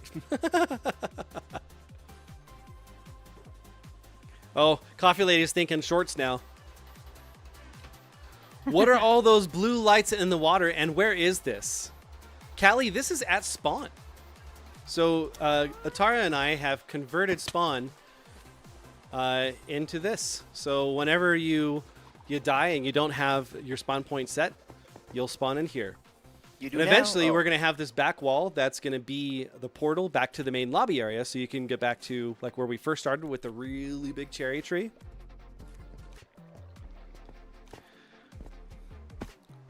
And the blue lights in the water, these are all copper lanterns that Atara placed down that have fully patinaed. So they have the real green color to it, but when they're above the water, it kind of turns it into a really cool blue-green, especially as it goes deeper. Okay, they're drowned. There's a few. There's definitely not as many. Every new stage of life comes with surprises. Yeah, and then also we threw on some glow lichen on the bottom of the trunk here, just kind of Because going, we'd be going liking about. it here. The whole purpose of the lights is really to just stop spawning on everything, but there's just so much area that we need to cover. And then there's also some frog lights. You got the pearlescent frog light that's here too, showing off all the light.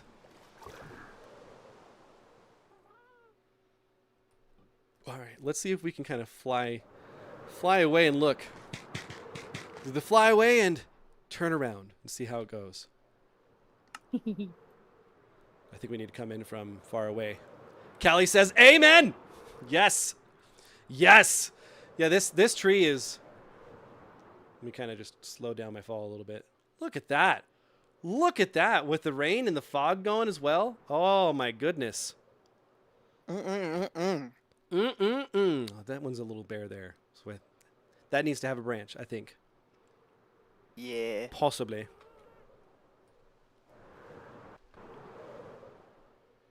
Yeah, and then come from this side here. Yeah, this can be thickened up a lot. But now we're getting Yeah, ready I'll to place probably in some keep on lights. that too. Yeah. Yeah, I really like the shape of this tree. This is really cool. Yeah, it's pretty. Look at that. Look at that from here I too. can't- And all the light that's from the future map area is just all glowing on it. Dude, that's cool. That's really cool. Coffee Lady says I should put some signs on the tree. Oh yeah? What kind of signs? Like, Your name? oh you want scripture. I was gonna say like here's your sign kind of thing. If you're looking for a sign, this is it. Play Minecraft. Oh. Play Minecraft, yeah. That's awesome.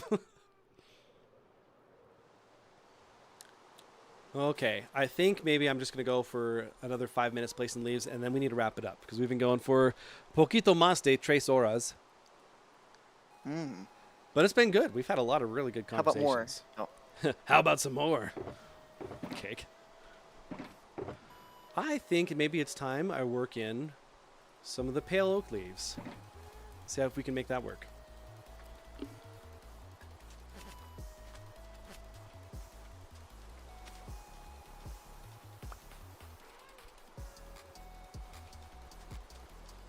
All right, my guy, you got to come back to me.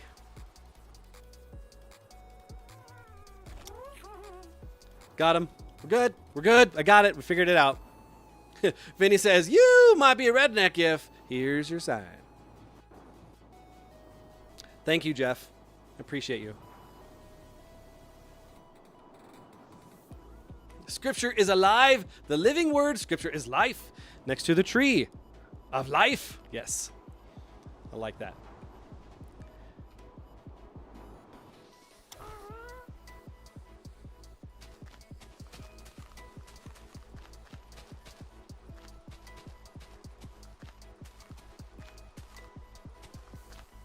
Yes. Yes. Oh, I like this transition zone. I like this transition zone a lot.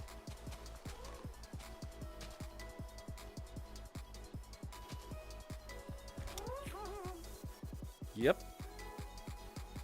Would you say that might only be cedars? Nope. It is not just cedars, okay? There's plenty of trees in the Bible, okay? Just the cedars of Lebanon is what you're thinking of. And those are good trees too. This seems really flat.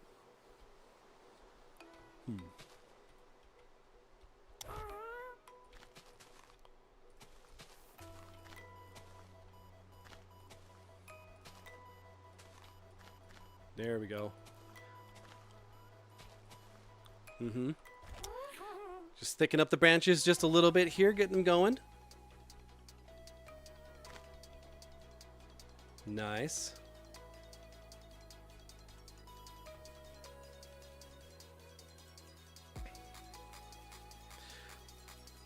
We are going to go see a big old cedar tree in Oregon at Rockaway Beach. I almost called it Walkaway.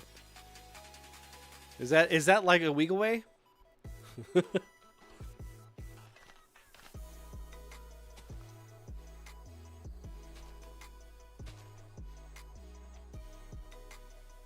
Yep. Getting that going there. Maybe we can have a couple of these like hang down just a little bit. Coffee Lady says, I'm totally taking a picture of it and you can show it on your stream. I'm down. I'm down. Let's do it.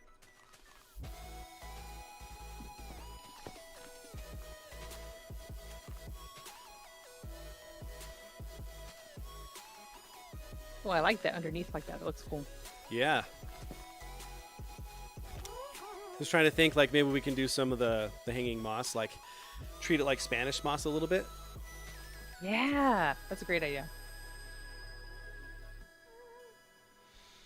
I am a fan of Spanish moss. Spanish moss is... Where I grew up, it was everywhere. Yeah, from the southeast? Yeah. Yeah, I remember seeing tons of pictures of like the big old tree in Georgia. It's just got all of those things hanging straight down. Yeah, I think Spanish pretty moss. much the whole coast is like that in different places. Like where I grew up is pretty close to Houston. And same thing, all the live oaks are full of that. Yeah. It's basically like it's not parasitic, it's almost like a what am I thinking of? I can't think of the word again. Words keep doing that to me today. You know, tired. it happens when you're live. Yes. It's the worst time to happen, and that's when it happens. But I'm thinking like there's plants in the rainforest that are like that. Bromeliad. It's like a bromeliad.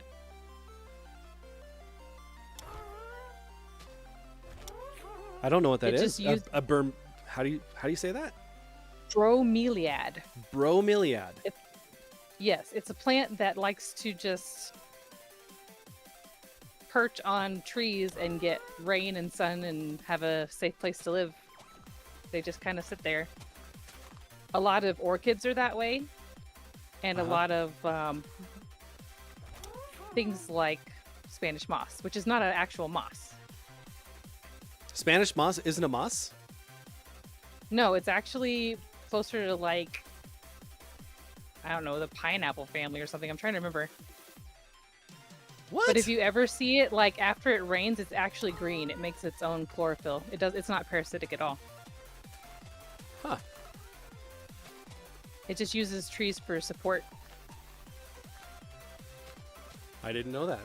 Huh. So it's not a lichen. No. Well, because we don't be subscribing to it. Well, it's actually We don't like it. Okay.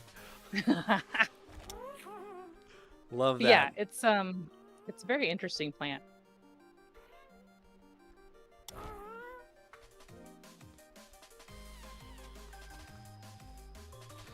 Yep, it's got some good medicinal qualities too. A lot of people will try to sell that in order to get your body healthy. Oh, that's interesting. I don't think I ever heard that one. Mm-hmm. Barley says Atara is right. Yes, it's related to the pineapple family. I learned so many things while I'm streaming. You know that? So many things. I just feel like you can make your hands clap because you don't even know. Oh. Okay. I guess I don't know. where was I? I was working on the underside of one. Was it this one right here? Yes, it was. Yes, it was.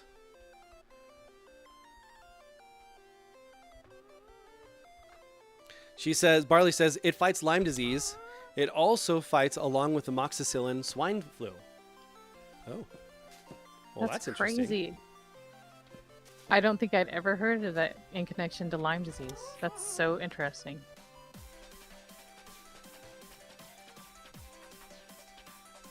All right, let's see if we can get a little bit of more draperies here.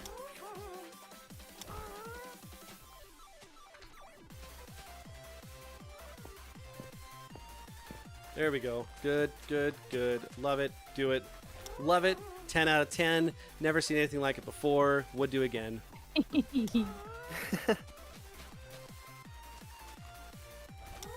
Okay. Yeah. Yeah, I like those. Those little drops that are there. Yeah, that's Oh, awesome. that's really cool. I like that a lot. Okay. All right, we're going to wrap it up. It's time. It is time. Got to go eat dinner, and then I got to finish packing. Get ready for vacation tomorrow. Because everything's okay. Because we're on vacation. Boom. Nice. Very nice. Okay, so where's going to be a good spot? A good spot. Oh, you want a good spot. You want a good spot. I want to look at the tree. I do want to do the church, but I want to look at the tree, and the tree is not next to the church. Up on this tree. Perhaps we move the church. Up on this tree. Padre. Yeah? Oh, look at that. This tree. Look at this view. Look at this view, guys. Look at it. Look at this photograph. Every time I see it, it makes me laugh. That's cool.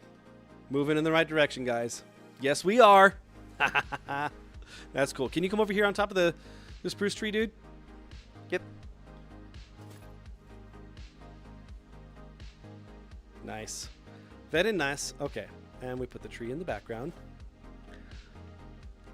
Yeah, we're making a lot of really good progress. We've got to illuminate the inside. We've got basically the core of the tree done, I think. Like we're still kind of plugging in a couple more spots for some twigs and leaves, but the structure is there. And oh, is it mightily good. Oh, I love it. It's so nice.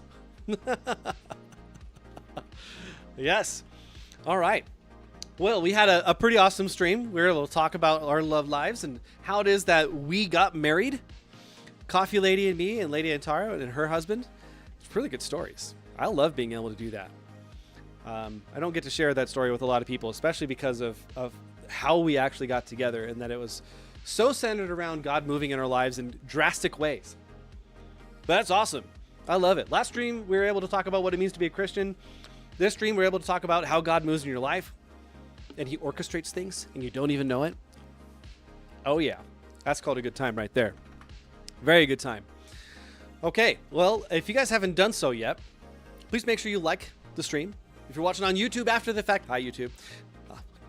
I'm on YouTube. That's funny. Make sure that you like the video and then you comment down below. Comment down below. Tell me your thoughts. Tell me your testimonies. What has God done in your life? How is he orchestrating things in the background for you? And how do you see it? I'd love to see that. I usually read all the comments. I respond to all of them as well. So please do get that down below, down in los comentarios. Then make sure you subscribe to Dark Maestro. Subscribe to my channel. Join the Army of Light so you too can be a beacon like me. And then last but not least, make sure you ding that bell. Ding that bell like the note block for Quiz King's Farm. For Quiz King's Farm, that's right. Ding that bell. All right. So let's go through this. All right. We say be the beacon. We say be the beacon. Be the beacon means that you get to be that light for others that are in your sphere. That you too can be that source of joy in someone's life to lead them to the true source of joy. And that's our Savior, Jesus Christ.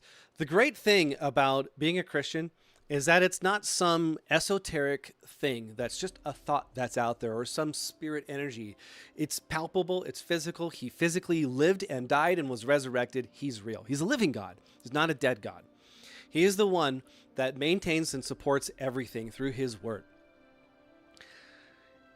You get to be part of that. You get to join yourself to that. He'll live inside you and change you from the inside out.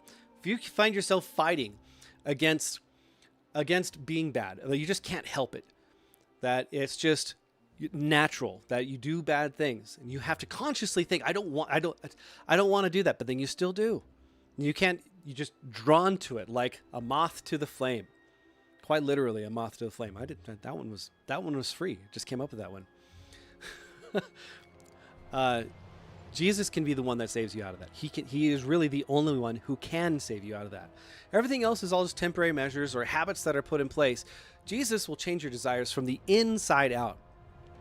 From the inside out, just like this tree grows from the inside out. It starts off with this little sapling and turns into this massive, huge tree with a trunk that's pulling up all the nutrients from the source, Jesus. In order to produce all these leaves and what will be fruits, it's absolutely amazing. That's what Jesus can do in your life for you as a person, for who you are. Does that mean that your life is going to become amazing? No. I moved to Wyoming 1,300 miles away from Portland, Oregon, because God told me to. And that was the hardest thing that I had to do. I had to tell God that I was willing to follow him instead of following a girl, because I was choosing the girl over God, and he was putting his finger on that. That was hard. He was refining my character so that way I would be more like him. So he could use me in other places later in life, working on all those hard lessons that people need to learn. So choose him. Choose him. He'll change you from the inside out. You won't regret it because you get to live for eternity with him in the end. Choose Christ. Choose the light, guys. It's the way to go. All right. Thank you very much to LadyAtarah and for Holistic Cake for sticking with me through the entire stream. Quiz King, if you're still watching in the background, dude, amazing farm. Thank you so much for letting me show it off. And then for Blue Angel Mom, thank you so much for letting me go into business with you in your shop. And then also for helping us out with the stream today. It was amazing. It's a good group effort. Had an awesome time. So remember, the next 2 weeks, I will not be streaming because I will be in Oregon on vacation. So make sure you guys go back and watch the other streams because that's the way to go. Now, if we post any shorts, you'll see those coming out. It'll be neat. Grab some clips on this and put some subtitles on there. It'll be good times. Coffee Lady's pretty awesome and she does that. So in a few weeks, I'll come back on and I'll put out a post out there for when the next stream is going to be. If you guys want to play Minecraft with me here on this server, go down below into the description there and join the XP Church Discord. When you join the XP Church Discord, it'll ask you what faith interest you have. And then after that, it'll ask you what role do you want. Select Minecraft because Minecraft is life. and then it'll open up all the categories down below. Go to the Join Server tab for the instructions on how to join the server. It'll take you to the whitelist section where you put in your information on there. We'll get you whitelisted. You join. There's no other requirements outside if you need to join the Discord. Alrighty. Well, until then, thank you guys for all being here. Had a wonderful time. You guys have a wonderful couple weeks. And remember, be good to others because God was first good to you. And as always, be the beacon. Goodbye.